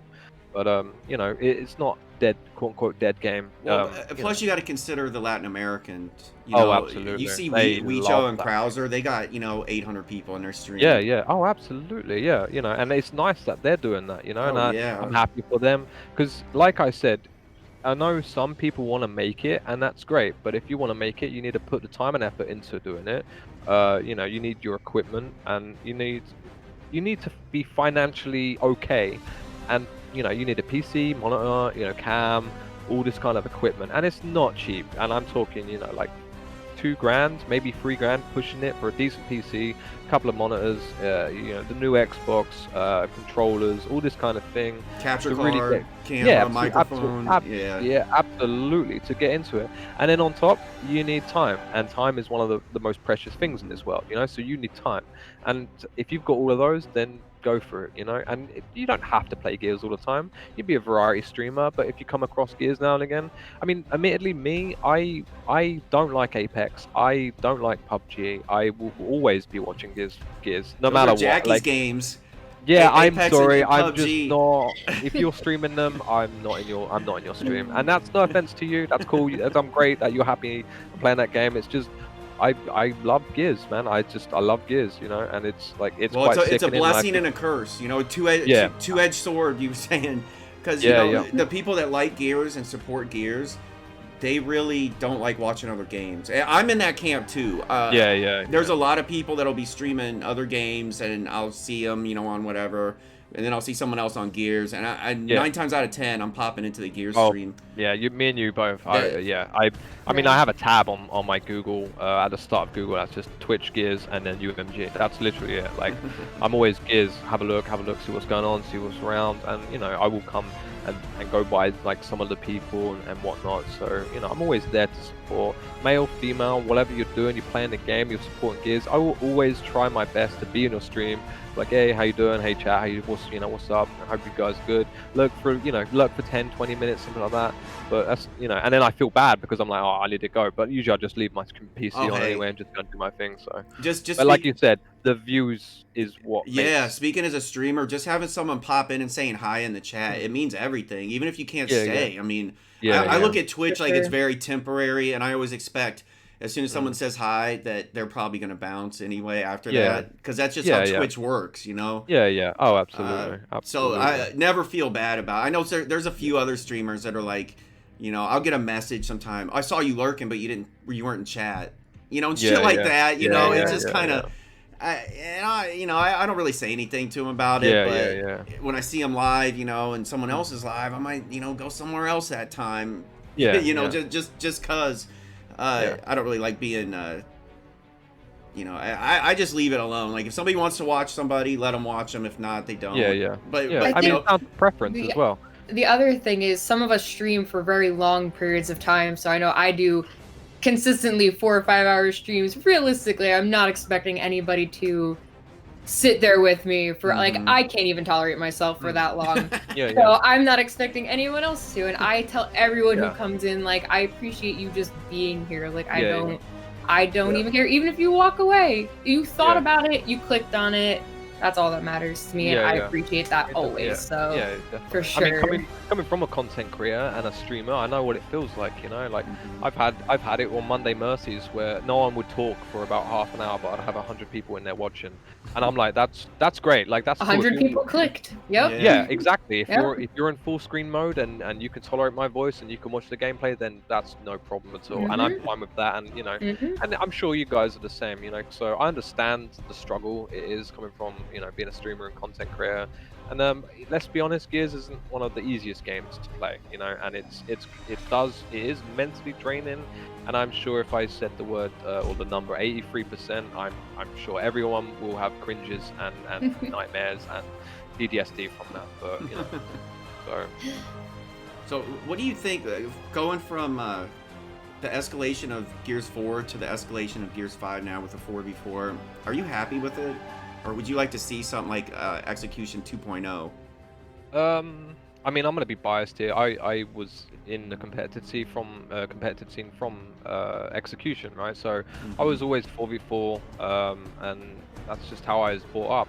That's what I saw in Gears 2, what I saw in Gears 3, and then when they introduced escalation, it was at a start. It wasn't bad. It wasn't the worst, but it wasn't bad. It was you know, okay, you do this, that's not bad, but I prefer static weapons on the map, for instance, for people to fight over. You know, that's the whole, you know, execution. I mean, I've got a lot of different ideas and a lot of different thoughts on escalation. Um, I would like to see a different game modes in the competitive scene. Just because someone might not be good at, say, execution, they might be great at escalation or control, for instance. You know, control got a recently update, and if we could get that in the cycle, it'd be quite nice, you know, because one is quite a slow gameplay, like on Call of Duty, for instance, you know, domination, team deathmatch, that kind of thing. So, you know, one's a slow gameplay, one's quite a fast gameplay, one's quite a rotational gameplay. So if we have that combined with the maps, then, you know, see how it goes. And you know, UMG right now, they're doing like, I think it's two weeks of testing of control, execution, and all these kind of things. And you know, if you want this to maybe be part of the competitive scene, sign up to it. You play, get 3 other people, and then go and play. Just because if you lose, that's great. Whatever. If you win, that's great. It's even better. But just play it, see how you feel about it. Be like, oh, I could see this. You know, it's quite I like this. Give your personal feedback. You know, to the I'm not sure how the UMG works on the website. Just give personal feedback. Put it out on Twitter. Put it out there. You know, UMG, Ryan, like they do a lot of work over on the UMG side. Like a lot of work, and they're like constantly working. You know, and they're doing a great job. And I know, well, just Black Steel skins are coming out. You know, Pro League was like 9K viewers, so they're going in the right direction. They just need the people to back up with feedback and be, oh, this is good, but what about this? This is good, but what about this? You know, even the pros are giving their feedback. Oh yeah, I like this, but I don't like that. I like this, but I don't like that. You know, so if we all just come together, create a really good game that we all enjoy and love and play, and it works out for all of us, then you know, why not? You know, so I believe like going from a content to a pro would be don'ts, and if you could get onto that bandwagon per se, then you know, great. And you know, if everyone's streaming, for me, I would love to wake up every day and see, I don't know, 100k viewers on Gears every single day. That'd be amazing, you know. But I think I'm dreaming, and I'm in a dream world, and I need to wake up because it's not going to happen, but it could one day, possibly. You know, I've seen Gears on a really healthy amount of views. You know, on UE, for instance, on 3, on 4, on 5, and I mean, it doesn't help that the times we're in, it kind of sucks, but there's not a lot we can do about it, but just adapt and adjust to what we have handed to us, you know. So, but yeah, I mean, if just give you feedback. I mean, even from anyone from a casual player, you know, like Jip, for instance, he's playing. You know, I see him getting a couple of people and playing that. Even myself, like if I have some time, I will try and get like a few people together and just play some pickup execution, you know, scrims, just see how this goes, see how that goes. So I'm still part of it. I'm still involved. You know, I'm on a stream. I'll not be online, but I'm still watching. I'm still giving my feedback. I still see things, because my job at the end of the day is to see how things play out and see if they work or see if they don't. And you know, people are apprehensive about what they think works best and what they think that doesn't work best. But at the end of it, theory is good, but I prefer real testing. Like, you know, it's great that A and B might equal C, but you know, you're forgetting about D and E and F and G. You know, it might not work out. So it's good to test it and push it to its limits and be like, oh, okay, well, this worked out, but this would be better. You know, just different things like that. And it's always good to have an idea, to bounce off an idea, because then you might come with a great idea. The wheel wasn't created on one person. The wheel was created from one person saying, we need to make this more like this, and then someone else going, oh, what about this? You know, like the tank was created by almost 5 different people. It wasn't created by one person. So ideas help ideas that grow ideas, you know? Yeah. Well, how would you... What do you think about the struggle of trying to be a professional and live in Europe? Like, is that... it's got to be hard, right? Yeah, no, it is hard. I mean, EGL's doing well. I mean, I keep up with some of the European community. I got a couple of like in real life friends, some of my ex-teammates and stuff like that. So I keep up with it. Bossman, for instance, he streams pickup scrims and stuff like that, and I'm watching. I'm coming by. From a personal view, it sucks. I would like to have European teams play NA teams, but the biggest problem there, which I'm sure you can understand, is lag and ping, right? So like, if you're on 100 ping and you shoot someone, they don't die, especially in this game mode, like I said, that's a little mistake, dying on this part of the map on a 4v4, in a 3-lane game type. It's you know, it's catastrophic, it's massive, it's going to cause problems. And if you die because of your lagging, you know, then is it like, it's just going to cause more problems. And maybe they could work out Europeans and NA in the future, who knows. I would like NA and Europe to play each other, because Europe has some unique gameplay, I want to say, and also they have very different kinds of approach towards a map initial rather than NA, and also rather than Latin. So it brings a different kind of idea and strategy to the map itself. But you know, it's hard until they build an island in the middle of the Atlantic Ocean for America and Europe. I don't think it's possible. I would like more support for Europe, but that's not. I can't even say or go there. You know, EGL's doing a great job, but I don't know too much involved in that. Obviously, it's not my job. I keep up with it. I know that. Yeah, I know EGL does a really good job at the moment. You know, I'd like financial support for them, but again, that's none of my expertise. I have no idea what goes on behind the scenes there. I can't comment on that. I Well, would like more support for them. I think so. it really suffers, especially. I'm sure you know Ghost of Delta, right? You know him. I think so. Yeah. He's from Uh, Australia, right. Okay. and those guys that live in Australia, they can't Oh. even play the game. Yeah. I know. They have no support down there, and then I can imagine, you know, the Southeast Asia and all of them probably don't get any support either. And I've heard criticisms of Gears being mostly a American game. They just market it towards the North America, Canada, Latin America, and that's really the bulk of the support. I think that's unfortunate.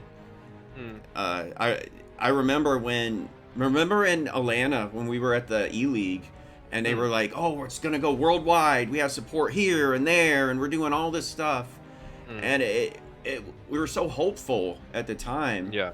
And then I guess a combination of the popularity of the game not being that super popular, and then the COVID thing that happened, canceling all the LAN events. Yeah.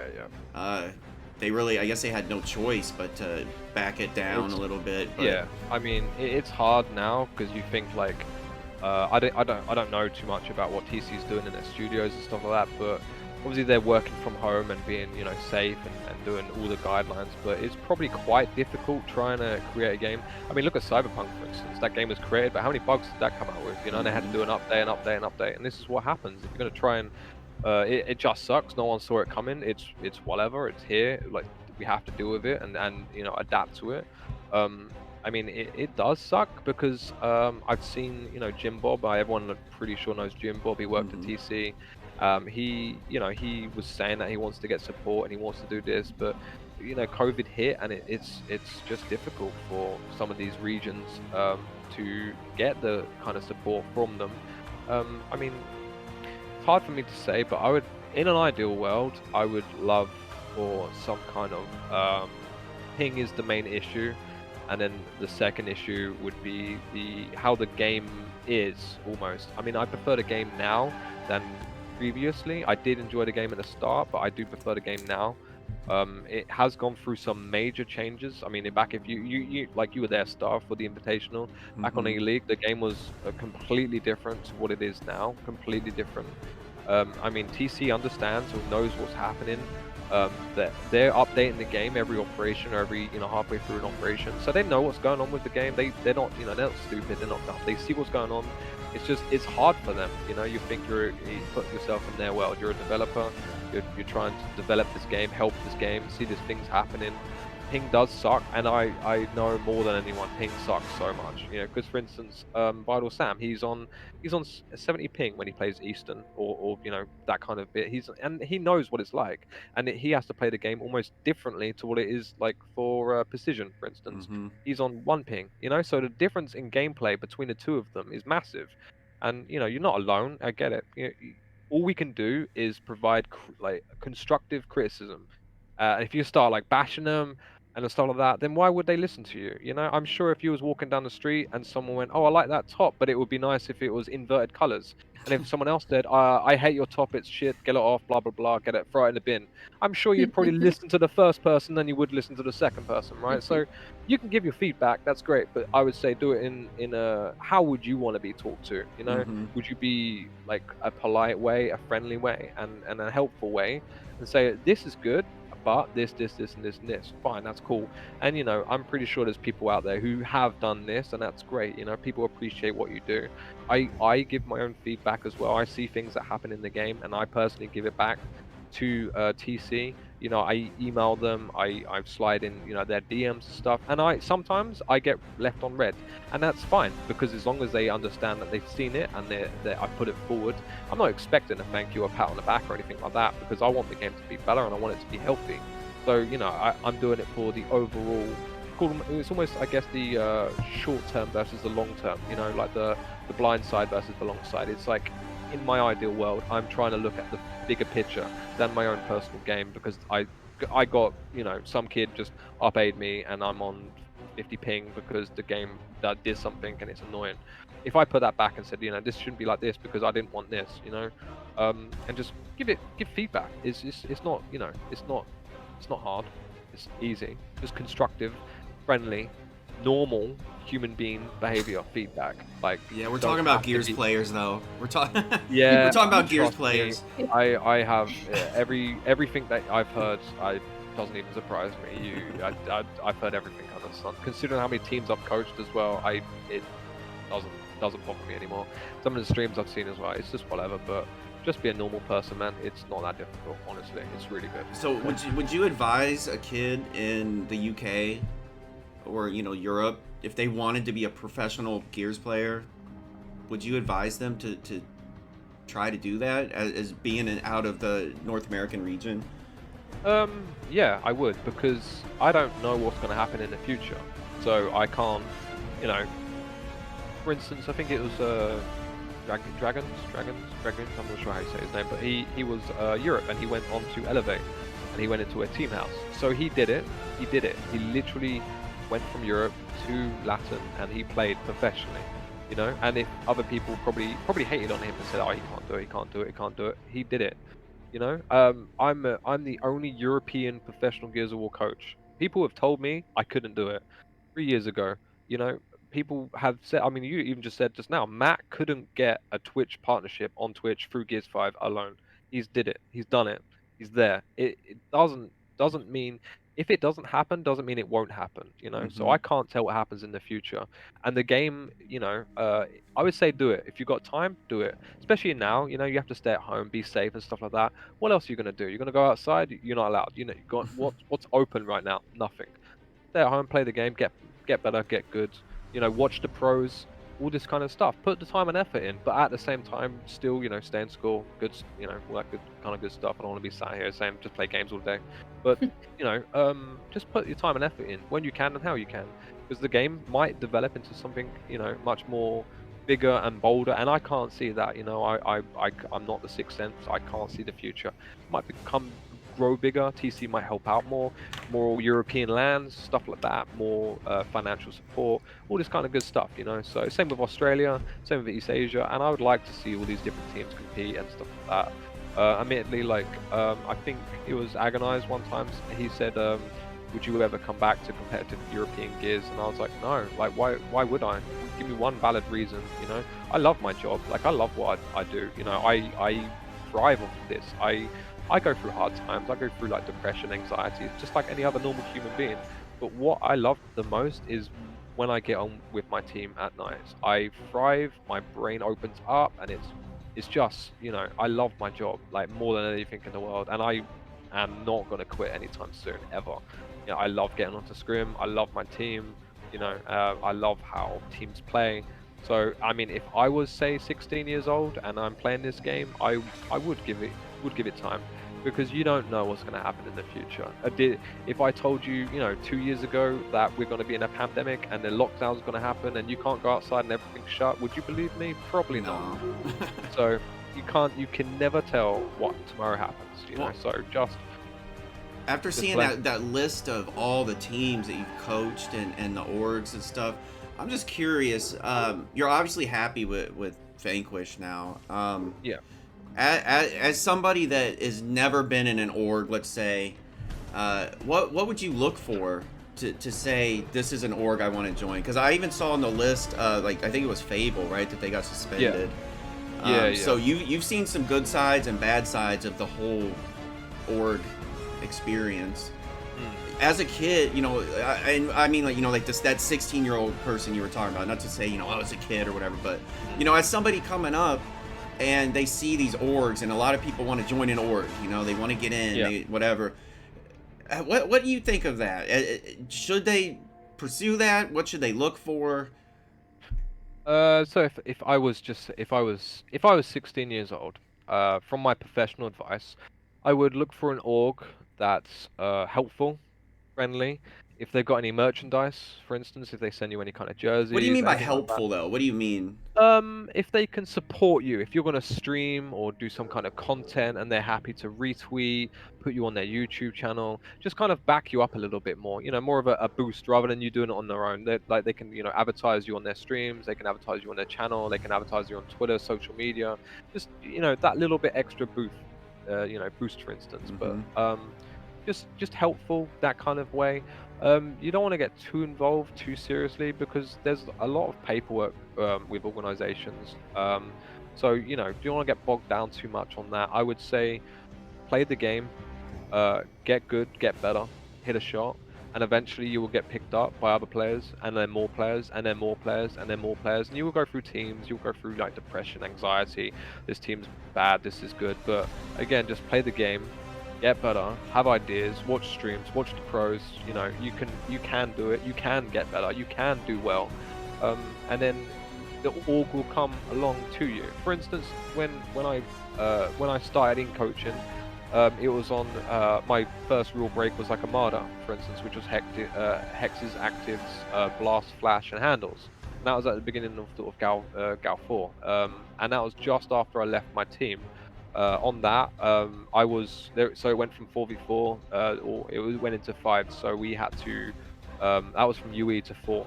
So we had to pick up an extra player, for instance, and it was me, Cloud Blame, Jam, and Flanks, and then we had to pick up a 5th person. And there was like some strain within the team. For instance, 2 of the players, I won't say who, but 2 of the players didn't want me as their player, as one of their teammates. So rather than me cause conflict within the team, I stepped back and said, just play without me, I'll find my own team and do my own thing. So I'd prefer the team to have 4 people rather than miss 2 people and have 3 people. So I was kind of making the team better in their own sense while sacrificing myself. Yeah, it sucked, and I wish I carried on playing, but that decision at that time is what led me here now, So I would say just generally just pursue what you can. If I didn't make that decision and if I was stubborn at the time and I played the game continuously and I said, no, we're sticking it out, I probably wouldn't be here right now, more than likely. And that one decision since then to now is what led me down this path. And then I just got into coaching, just coached European teams. I helped out Andy, Rubik's, for instance, Ambers, who was on some Mexican teams, Alex, all these coaches, they've all known. I helped them out. They've helped me out, etc. Fatal, Ashes, and Affili, they've all helped me. Like they literally have helped me at the start of Gears 4. I asked them a few questions, and they gave their feedback. Then I just learned, and everything from there I just learned more and more and more and more, and just kept gradually evolving and growing. And the more players I learned, like the more players I coached, the more information and knowledge I got back from them, and I learned more from them, and then I just gradually evolved. And I can still learn. You can always learn every day. I don't know everything, and I still don't know everything, and I'm gonna eventually know everything, but I still be able to grow and learn more. There's only so much I can learn, but I'm still gonna keep going and keep evolving. And if I get to the point where I think I know everything, then I should quit and I just stop doing my job, because you can always learn. That same goes for Gears. You can always learn, you can always do better, you can always prosper and go forward and go faster all the time. So Well, a detailed description. yeah. Jackie, I was gonna ask you, like, you've had to have been asked to join orgs by now. Like, oh yeah. What do you think about it? I mean, I've definitely asked everybody's opinion on them. Just because I'm so new, and I honestly didn't even fully understand what an org was in the beginning. And I know a lot of it has to do with like exposure. Like a lot of it, it's good community building. A lot of it is help me get out there. I can bring attention to them. It's a win-win for both of us. I think because I'm still trying to figure out where my place is in this community, I haven't decided on any, not for any reason other than just being indecisive and still being so new. So I don't want to agree to anything that I'm not 100% sure on. While I'm all for, taking chances, I'm all for trying anything once. I think I still need to build my community and all that on my own first before I get the help from other orgs, and I'm sure they will be nothing but helpful for me. I feel like not at that place yet. Well, I don't know. I don't know if they will all be helpful for you though. A lot of orgs take advantage of people, and especially when a streamer is already popular, then you're actually adding more to the org than they're adding to you. So you have to take that in consideration when you're considering what benefits are going to be there. Yeah. And that's why I was asking you, Jackal, about like what do you look for, because there's a wide variety of orgs out there. Some of them are real orgs. They have financial backing, they're responsible, they want to get sponsorship deals. And then you got orgs that are basically just a group chat and a gamer tag. And then you're just in this group chat with people memeing all day, and that's what their org is. Yeah. And it's two extremes, but you don't know that when you're looking at their Twitters. You just see, well, they got the same amount of followers as this other org. So then, and that's why I was wondering, because Jackal, you've had the most experience out of anyone I've ever spoke to of being with professional organizations. And you've seen basically like top teams from the Gears of War esports scene. But they've come and gone. Even those teams that had money behind them and professional and stuff have come, and then now they're gone. Does that concern you at all with your current org, or how happy? I know you're happy being a winner, and I'm sure they're taking care of you and stuff. But do you think it's important that as you as an individual always have to be ready to accept change, be ready to join a new org or walk away from an old one? And then how do you stop those bad feelings from happening after you leave an org? That's a fair point to say, all of that. I think the best way I can to describe any of that is it's almost like choosing a car, right? And just say, like, hypothetically, you got the money, just put that to the side. You want to choose a car that's right for you, right? You want a good car that can get you good mileage, right? You want a comfortable car that you can feel happy in. You want it to work. So that's all the factors that you can look when joining an org, for instance. You want a friendly environment.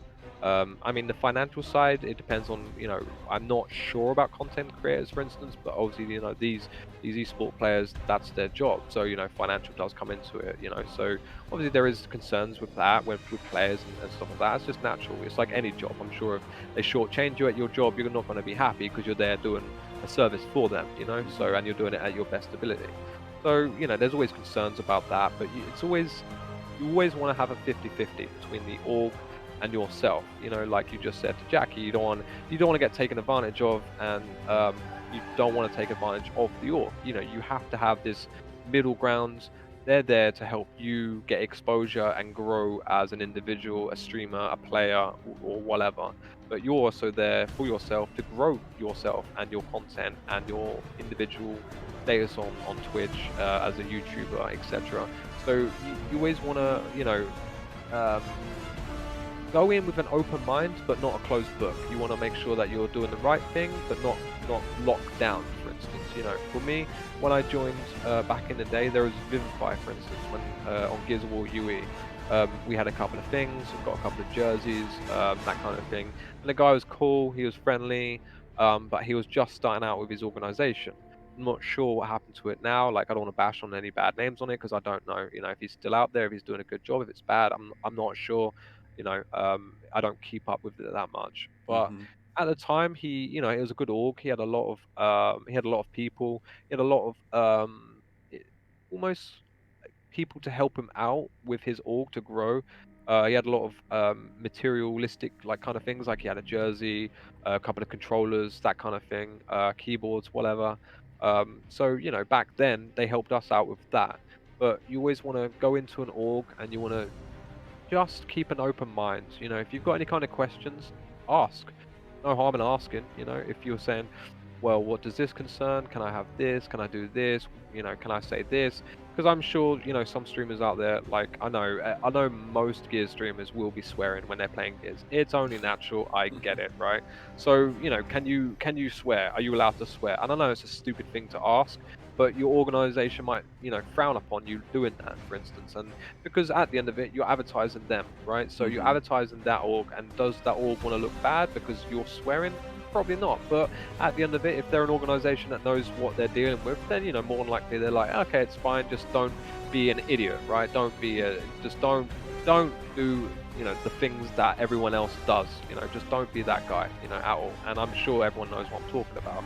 And I don't want to touch on that too much, but just don't be an idiot. Just be a normal, decent human being. You know, swear, cuss, trash talk, fine, but don't bring any, you know, background of the individual in or anything like that, of the person that you're playing against, anything like that. That'd be stupid.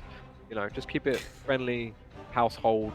Swear now and again, it's fine. I swear it. It's natural. We all cuss. It's Gears. It is Gears at the end of it. So you always want to keep an open mind. Just ask away. Yeah, I'd say, you know, get to know the person. All the orgs that I've joined, all of them from, you know, from current Vanquish all the way back to Fable, back to Simplicity, you know, going back to Vivify, all of these orgs that I joined, they're all friendly people. I've kept it clear, straight to the point, and I've, you know, never beat around the bush, for instance, and I've said this, what about this, how's this, you know, and I've always kept it completely fair, honest, and truthful towards all of them all the time. I don't ever want to bash the org, and I'm not there to bash the org, and I hope the org's not there to bash me. You know, at the end of it, we're both in it together, and if we're in it together, that's what we're there. We're there for a job, both of us. You know, being a coach, I'm there for a job. Their organization is there for me and my players. So that's what I'm there for. You know, I just don't want any hardship. Sometimes there is friction within organization, and I'm not gonna lie, sometimes it is a bit like, you know, 50-50, but again, communication is key. You want to just make sure you understand what's going on. You want to say about this, you want to say about that, and say, well, you know, this has happened. How do you guys feel about this? And I expect the org to do the same thing back to me. If they got questions, ask me. Rather than, you know, I can't read your mind. I'm a human being. You know, I cannot read. I'm not a robot. I don't know what's going through your head. Tell me, ask me. Questions, communication, and I'll be happy to answer to my best ability of whatever I know at the time. You know, of best of my knowledge. So, have you heard anything about when a LAN event could possibly happen again? Like, has there been any rumors? Not really. I mean, I believe Call of Duty just announced that they're having a LAN event. I might be wrong on that, but I saw that on Twitter. I believe publicly tweeted that there will be a LAN event. Again, just taking in that fact, see how that goes, and then I guess it's on the discretion of TC to know when a LAN event's going to happen, right? So, like, you know, I'd like a LAN event to happen this weekend, like everyone else, you know.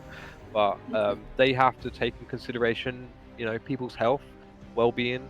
You know, if people are going to be sticking to the rules, it's a LAN event, you know, there's going to be an after party, some people drink, whatever, you know, but they want to make sure it's safe for everyone to do it, and they're not going to be stupid and put people's lives at risk, for instance, you know, and, you know, they want to make sure that everyone's healthy and safe, and the environment's safe, the equipment's safe before doing anything moving forward. For me, I've not heard anything, so I can't comment on that. Do you think we'll see one for Gears 5 again, or do you think it'll be Gears 6 by the time we see another one? I mean, I think it depends on the government guidelines. I think that's what they're keeping an eye out. Microsoft, especially, and TC, they're going to see what happens with how, you know, the COVID's going to come down, for instance, and then after that, I believe they're going to see how that goes. And then I would like to see a LAN event at the end of the year, but again, I don't know. I'm not sure. You know, I'm just like everybody else. I can't wait to get back to normality and just have everything open and go outside. You know, did you see the leak of the release date for Gears 6? Did you see that? No, I did not. It's a screenshot from, it was one of those like Xbox streams, you know, where they do news and stuff, I believe. Okay. But there was a whole list of the games that are coming out, and I think the topic was something like, you know, the exclusives for Microsoft are coming, but they're coming far into the future. It was one of those like Sony versus Xbox things. But anyway, Gears 6 was on there for 2023. Oh, right. Okay. So we still got a solid, you know, couple years. Yeah, sure. I mean, that's still enough time. Who knows what's going to happen this time next year? You know, who knows? No one knows at all. So I would like a LAN event, obviously, but I'm not sure when the next LAN event is going to come back, and I obviously don't want to push that towards anyone because I want to make sure that everyone's healthy. And I mean, I've got like 14 hours to get to a LAN event. You know, that's a long time. I want to make sure that everything's fine before I even get there, let alone leave my house in the first place. So. Jackie, are you going to go to one? Or would it have to be in New York for you to go? No, I would totally be down to go. I love cool events like that. I was hoping that by this year, for the E3 event that they do every year, that they'd have it open again. But obviously, last year I never expected all of this to be lasting this long. So I was looking forward to it. But yeah, no, I love stuff like that. So I totally would have gone. You'd be down for some live interviews? You hold the mic, I'll record with the camera. You can ask the questions. For sure. Stick the mic in their face. For sure. I think that'd be great, though. It would. Last time I went to the event, I was just hanging around with Shadows and Roar, and just kind of following them around. So I wasn't really doing anything. So I'd like to be able to do something while I'm there. Yeah. Sure, and just get some live interviews or something. Yeah. Yeah, it'd be so cool to meet. Like, I'm new here and I've met so many awesome people, but like just through like typing and chat, and like I'm looking at them stream or they're looking at me stream. So it'd be so cool to actually meet people in person. So hopefully soon, but you know, it would be nice. I miss LAN events more than anything. They are. I mean, also the game changes on LAN as well. So. I would be interested. Well, to see. The bad thing for Jackal though is that he's not there for a vacation. He's there for business, and so when I like in San Diego, I got to meet Domes there. But he was playing. Sure. He didn't have time to be running around with us, like screwing around, having fun. Yeah. He was trying to win. Exactly. And it's a whole different mindset if you go there and you're a player versus if you're there just to have fun. Definitely. But Jackal, I'm sure you've seen it too. I mean, I've been at those parties where the events Friday, Saturday, Sunday. Friday night, there's a lot of those guys that are kicking it till like 2 or 3 in the morning, and then they got to play Saturday. Oh yeah, I've seen the. I've seen. I never say I never talk about like who it was or whatever. I always talk about who it wasn't, and I never saw the Optic team out partying. I didn't see them once. Yeah, you and me both. Always have a decent meal in the evening, and then no one would ever see him again. No, you're right. I mean, that's one of the responsibilities as a coach. If I see my players out, I have to drag them away from whatever they're doing and whoever they're talking to make sure they get a good night's sleep, because I don't want them waking up groggy and feeling like crap the next day. So like, I have to be that party pooper, almost like one of those dads, and it's kind of sucky because they might hate me, but at the end of it, I'm there to make sure that they're having they're there to win, and if they don't win, then after that I don't care what they do.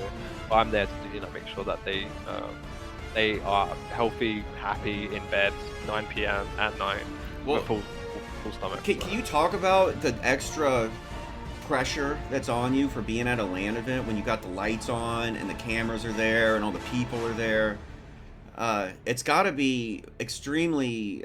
It's got to be much more pressure than just playing online from your house. Yeah, oh, absolutely. Like I remember the first time I had an interview, and I'm not gonna lie. Like the first time I had an interview, I was scared. There was like 300 people in the crowd, and I probably looked like a bundle of bricks just collapsing. I had no idea, and I was like, yeah, it's great. I just looked like an idiot, But it was fun. It was quite exhilarating and exciting. But at the end of it, again, I'm not there for exposure. I'm not there to get likes on my retweets. I'm not there to do any of that. I'm there to do a job, and this is just I created Twitter, for instance, 4 Gears for my 1v1 Mercies, and now I'm here. I don't you probably see a lot of the time I'm retweeting Gears, mainly Gears Esports, and very rarely comment on a few things. I'm not there for exposure. So when I'm going to these events, if they want to do the interview, that's great. I remember one time. I think it was Jamie, which is Toy Soldier. The interview, I can't remember her name, but she said, "Oh, can we do an interview with one of you?" And me and Jamie flipped a coin for who's going to do the interview. And I said, "Yeah, I'd like whatever, it's fine." And Jamie's done it thousands of times. He's been on Envy and stuff. And I got the short end of the stick. And I was like, I'm not gonna lie, I was excited to do the interview. But I'm not sure what I was gonna say. She's like, "I'm gonna break it down." Pretty much what we're doing right now. She's like, "We're gonna break it down, do this, do this, do this." I was like, alright, cool, that's fine, that's fair enough. And yeah, I did an interview. I probably looked like an idiot and didn't say much, or just like looked like one of those nodding dogs. I was just like, yeah, yeah, yeah, yeah, yeah. But you know, like again, just if they ask me questions, I can answer them to the best of my knowledge. But I'm there to do a job for the players. So That's such a different mindset than content though, because for me, yeah, I'm like if I was the owner of an org, I yeah, winning would be great, you know, but getting up on main stage to promote the team would be my goal. You know, if they don't sure, win, they don't win. If they sure, do, but as long as they get up to that, you know, top 8 main stage just at least sure. once, just to have the merch on, just to be able to promote the team. Uh, Yeah, but you know, being a pro, you don't have time for that. You don't have time to worry yeah. about No, you promoting don't. some Yeah, logo for some team when you're trying to win. yeah, Uh, absolutely. it's just got to. It's just a total different mindset to be able to Mm, flip from being a professional than trying to worry about content. I can see sure. the struggle of why the pros don't have that much content as Yeah, compared to you know people who do that only. yeah. But I have seen, you know, another one that's been doing good is Icy though. He's been doing a lot Yeah, of yeah, videos yeah. lately. Nick, I'm good friends with Nick. Like, Yeah, I met him at events. Yeah, we've had like really good conversations. I like Icy, man. He's cool. yeah. Like, I'm really good friends with him. He always comes up to me. I think the last time I saw him was when I think it was traveling away from, was it Atlanta or Boston? I can't remember the last event, but I was in the airport. I was just, you know, just waiting for time to go by. I was having a drink, and then Icy got off the shuttle, and then he was just like, "Yo." We had a conversation, you know. So like, I always pop in the stream. I think I'm on 75 months subscribed to him. When he first got Wow. Twitch partnered, Wow. yeah, I just because I talked to him Holy so much back shit. in Gears 3. So I like Icy. Like, he's a really good friend. Like, I consider him a really good friend to me, and you know, like, I talk to him quite openly and honest about certain things. But again, this is where like some things come into play. If he's on the opposite team, like I'm coaching my team.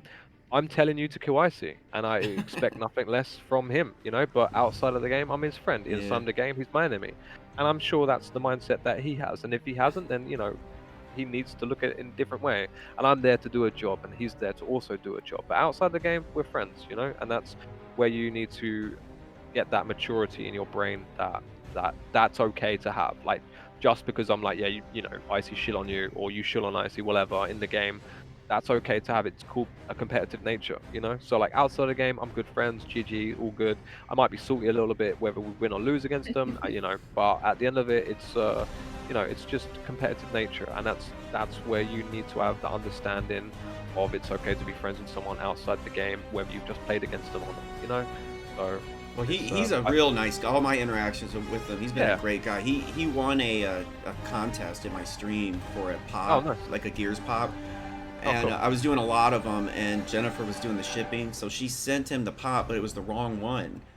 Oh, okay. So he puts it on Twitter. He's like, "Oh, I got my pop," you know, but didn't even say anything about it being the wrong one. So I sent him a message. I'm like, "That's not the one," because he wanted Scourge. That was his favorite, and that's the Oh, one. okay. Right, So right. I was like, he's like, "Oh no, don't worry about it." And I ended up sending him the other one too, just because, you know, I'm the one that did the contest, so Yeah, I'm yeah, gonna yeah. get the Sure. prize out there. But yeah, I made sure he got his pops, and he could have been a dick about it, but he wasn't. He was real Yeah, nice yeah. guy. You know, Yeah, yeah. I'm not gonna say any names. There's only been a couple small incidents with a couple pros that they don't even play anymore. But other than that, everybody else has been really nice, Yeah. very welcoming. You know, and Nora, you remember how it used to be with content and pro players. Oh, yeah. It Oh, yeah. used to not Yeah. get along Yeah. at all. There's big conflict between those Yeah, two.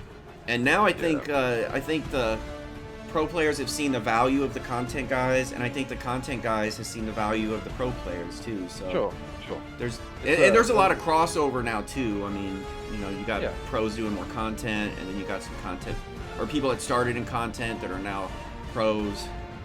Sure. You know, hopefully we can all just get along. Yeah, sure. I mean, it's that's a touchy subject for me because I've seen I mean, I have seen like, and I'm gonna be honest here, like, if you took the pro out of the game can still be there. Like, the game will still be there. It won't have an esports scene. It won't have skin gives away, or you know, skin gives away, all these kind of different things. They won't have that. but the game will still be there. People will still be playing it, and people will still be streaming it. For instance, like Gears UE, Gears Judgment, Gears Tactics. All of those games are still Gears. They're still all getting, fair enough. You can't have esports in Gears Tactics, but you know what I mean. The kind of general idea. Gears 3, they had esports. Gears UE, they had esports. Still people playing Gears 4, but no one plays the game. So imagine that with Gears 5 and take away the pros. If you took away the content creators and had the esports scene, it could probably thrive a little bit more. With not like now, but it would thrive because of the esports scene. Then people would still get recognition, and then the content creator would come out of the pro scene. For instance, like the content would happen. But it's a very touchy subject between those two, and I think if you looked at it logically, take anything, for instance, if there was an Overwatch game with no esports scene, the game would still be played. But if you took the esports scene, and then had the content, the game's still going to be played, vice versa. It's not, it's okay to have a friendly discussion about certain things, but it's not the end of the world, I think just some people just need to be like, just because you're a content creator, that's great. If you're a pro player, that's also great. You need to just be humble and look at it, and like myself, I don't make content, and I could and I should, and people have told me that I should. I would like to. I've got the equipment there for myself to do it. But again, it just comes down to time. I need an extra 6 hours a day, like to make content. I'm sure you guys know as well. Streaming, making content, it takes a long time to do. And if you want to do it to YouTube, it's even more. I'm sure like Sony Vegas, for instance, using that, OBS, getting everything right, so on top of everything else I do during my day, and then on my team life, and then bearing in mind I'm 5 hours in front of you guys, so from the east side, it's not, I'm up, like I said, 5, 6 in the morning, and then I'm asleep, and then I'm awake, and then I'm like my day life, then I'm napping just to get the energy for my evening, team life, and then I'm asleep again. So it's like, if I could fit that in somewhere, I'd love to. I have streamed a couple of my scrims a few times as well, so it would be nice if an org had a division of content to where they could take a lot of that pressure off you. All you'd have to do is provide the initial video and then give it to them, and then have them do the editing and do all the stuff. That'd be a nice perk for a org to do, to offer that. That would, I mean, you just suggest, that's how ideas come from ideas. So that's what I'm saying. If I didn't tell you all about this and then you didn't see it, that idea would have never happened in the first place. So that's how ideas happen, so like, if someone watches this and goes, that's not actually a bad idea, I like that idea, and I might do that for one of my players in the future or something. So then that's going to help them out, and more than likely, I'm going to say 9 times out of 10 that's a good idea, and that probably will happen, so I think that's got to be the direction of content, because as the editing and stuff becomes more complex, when you want graphics and cinematics and stuff like that, putting that on the individual to not only come up with the gameplay but also be a top grade editor, it's a lot to ask of someone. Sure. And if you could have someone in the org that's responsible for that, and then that way that person could put the org's branding on it as well. Yeah, exactly. It takes the stress off them. That's got to be the future of where content's going. Yeah, definitely. I could see that. It works best out of both of them, so they get their fair share, you get yours, you get your name, they get their name. So yeah. And I think if that extra freeing up for the content creator would actually inspire possibly new types of content, maybe even just an improvement, because it's kind of stagnant now. You got people putting gameplays up, and then you still got the news guys, like what Shadows does and what Wicho does. As far as the skins and the new character and the updates and stuff like that, but the montages scene has regressed compared to how, remember the Gears 3 montages? Oh they were like movies. They were so good. Yep. We just don't see that anymore. You're right. The last one was the Avenge, and it was a Gears 3 montage that they had been working on it for like 2 years or something. And I believe that it just takes so much time and so much skill to be able to know how to do all that, that it's just it's out of reach of most average content creators. It would just be nice to see an org kind of fill that void up, and then it would help everyone, really. Yeah, sure. I mean, hopefully Gears content will progress. I'm trying to do my little thing with this podcast, and doing little gameplay stuff like that. But it's not really innovative, you know. It's just kind of building on what has come before. I like podcasts. Yeah. You know, I like these podcasts. I like talking about Gears. I mean, you sit me down, I could talk about Gears for hours, hours and hours and hours and hours and hours and hours and hours. I love podcasts. You know, I watch Blaze now and again. He does. I think Blaze did the hot seat. Ashes did a little bit. Ryan did a little bit. You know, so it's you know, it's fun. It's nice to have all these kind of things. So you know, maybe in the future, who knows? I could try and start doing a podcast myself. Because I know, you know, my Gears coaching career won't be forever, but I'd like to continue it as long as I can. You know, I don't know when it will stop. I'm not planning to stop anytime soon. I don't want to stop, you know, and I love doing what I do, and I love my job. So who knows in the future? Eventually, when it does come, you know, to an unfortunate end, which I'm not looking forward to the day, but it will. It's inevitable. So when it happens, maybe I could roll on next and start doing podcasts, a little bit more streaming, something like that, you know. Just kind of progress and go from there, because I have a lot of knowledge and I have a lot of footage since Gears 4 up till now, to maybe help out teams and show different people what to do, like, you know, asking the questions, young people who wants to get into the game.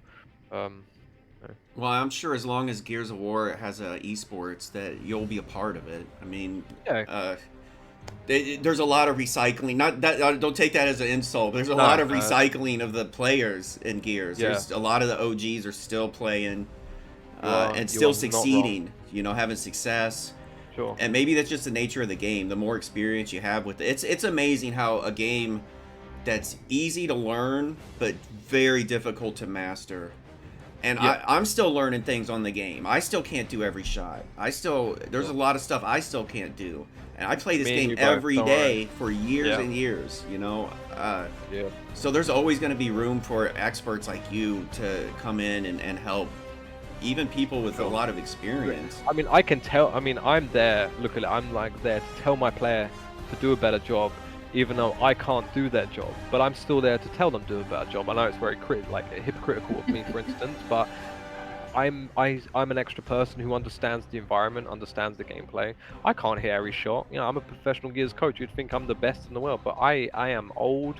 I can't hit every shot. That's what I'm there for. I'm there to tell you that, you know, my players, that you did a bad job. Do better. Hit a shot. You know, back up, back roll. Like, get your pistol out. Talk. You know, I'm there to tell them to do exactly what they shouldn't have done in the first place. So, you know. Well, it's working. It's working right now. Well, I'm hoping. I'm hoping. You know, I love my team, so we'll just keep going and see how it goes. Is there anything that you want to plug, or are you just like doing just the pro thing? Like, is there anything you want to plug at all? Vanquish. Yeah. Shout out to Vanquish. You know, it's a good org. You know, I love the org. They're very friendly, happy. You know, like. They help my team out a lot. They help me out a lot, you know. And you're happy, right? That's the most important part. Yeah, absolutely. Yeah, I love my org. They're a good team. They're a good org. Shout out to all the other orgs in the scene. You know, I appreciate them as much as they probably appreciate being here. You know, shout out to United, like Vanquish, Fire and Ice. Fire and Ice, exactly. You know, shout out to all of them. You know, Pittsburgh Knights as well. Yeah. All these orgs. You know, I'm happy that they're in here. Like Dream, for instance, Dream. I can't remember the DreamCon. You know, they're in here, Team Kesso, all of these orgs, like, I'm happy they're here. You know, I want them to be here. I want them to stay. They're bringing in audience, they're bringing in viewers, they're bringing in, you know, their followers, their other people. You know, like the United and PK had that $500, you know, Friday night execution match. That was fun. You know, I watched a little bit. I was a little bit busy, but I watched it. Just shout out to all, you know, the YouTube content creators and all the streamers and stuff like that. Just keep doing you. Just because you have one viewer, that one viewer is probably happy to sit in your stream and watch you. Just be privileged to that one viewer. Well, we've all started. Well, maybe not you, Jackal. Your numbers are looking pretty healthy when I was looking. No, but, I started. You know, the rest of us, we had to struggle with that 1 to 3 viewers for a minute. You know. Oh, I've been in that boat, man. I've been in that boat. But you know, just. And one of those viewers was my cell phone. No. Yeah. No, absolutely, I've sat on cell phones on my streams before, man. But, you know, I'm like watching myself. Yeah. I got a Sometimes viewer. I have it on my car. Like, I'm literally driving along in my car and I have my phone on the side and I'm watching streams just as I'm driving along. Like, yo, what's up? And just listen to them stream. You know, I'm watch them play. I'm busy, but I've got a few minutes, you know, here and there. So might not necessarily do that when I'm driving all the time, but you know, when I'm lurking around eating dinner. You know, but just keep streaming. You know, just keep going. If you love the game, you love it. just keep going, just keep streaming, be healthy, have a good attitude, and you know everything else will fall in place. You know. Well, we'll put your Twitter links in the description because I think that's probably the easiest way to keep up with what you're doing, right? Would you say? Yeah, sure. Yeah. On Twitter's, or I'm always active on Twitter anyway. So yeah. I've got two shout outs to do. I got Whedon and Rev. I don't know if you know Revolver. I got Revolver 85, I believe, but Rev.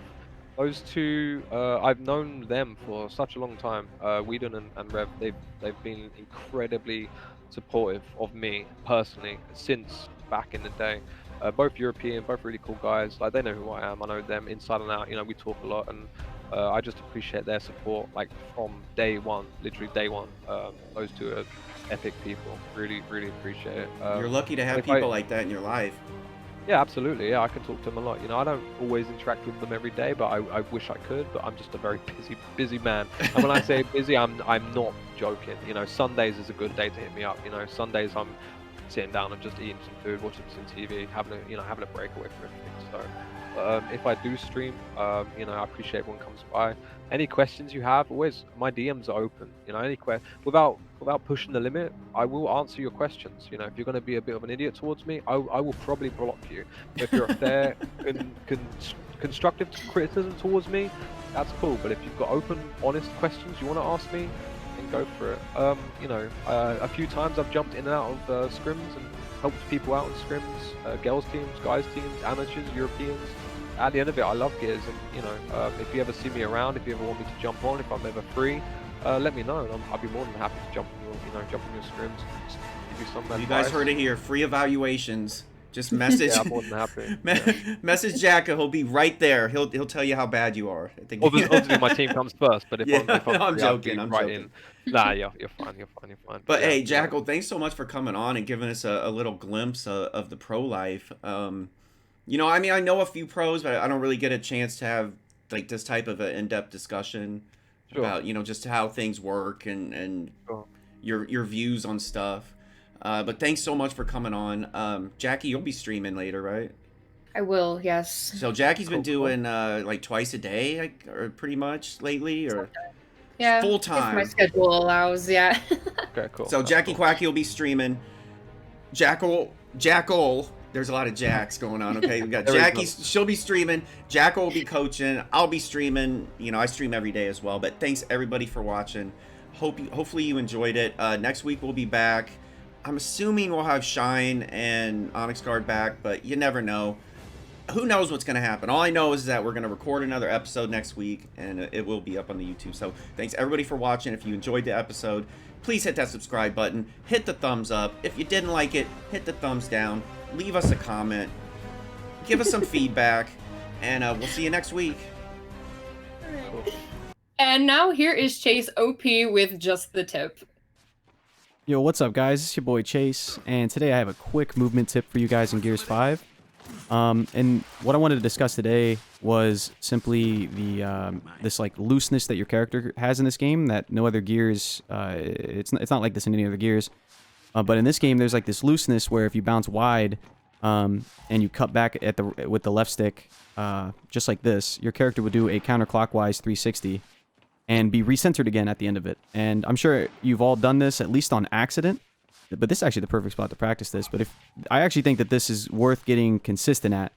There are situations where I bounce wide like this, and I'm counting on the 360 because I've gotten good at doing it on purpose, and I just know where I'm gonna land. Where I'm going to line up before I take my next shot. And it also, the animation looks weird, so if the enemy looking at you sees you do this, it can look kind of weird for them, and throw them off, which is always nice. So anyways, that's all it really is just getting good at doing this sort of 360. You can actually come out of a slide, like I'm on alternate, so I'll press X like right before, as I'm turning my screen around, and by the time my character starts running, he does this 360, just like that. You want to make sure that you bounce wide enough.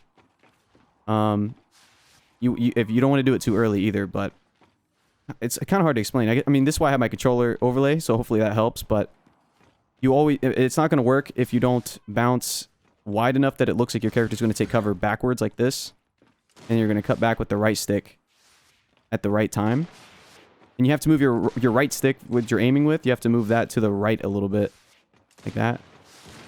And anyways, the reason that I think this is kind of important to get used to doing on purpose is because your character is going to do that sometimes.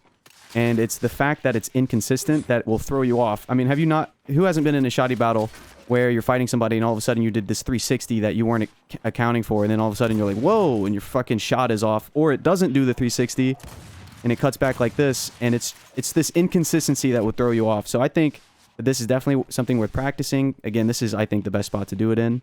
And I'm also going to show you guys a couple clips real quick where these are just from some other videos and some clips that I've taken where I was doing it on purpose, and I thought that doing that move was beneficial in the moment. And anyways, it's not just an aesthetic thing. I think there's some utility in getting good at doing this on purpose.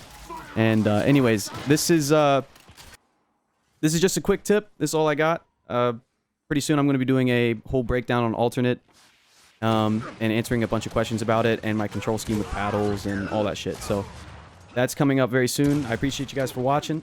I'll see you guys in the next one. Peace.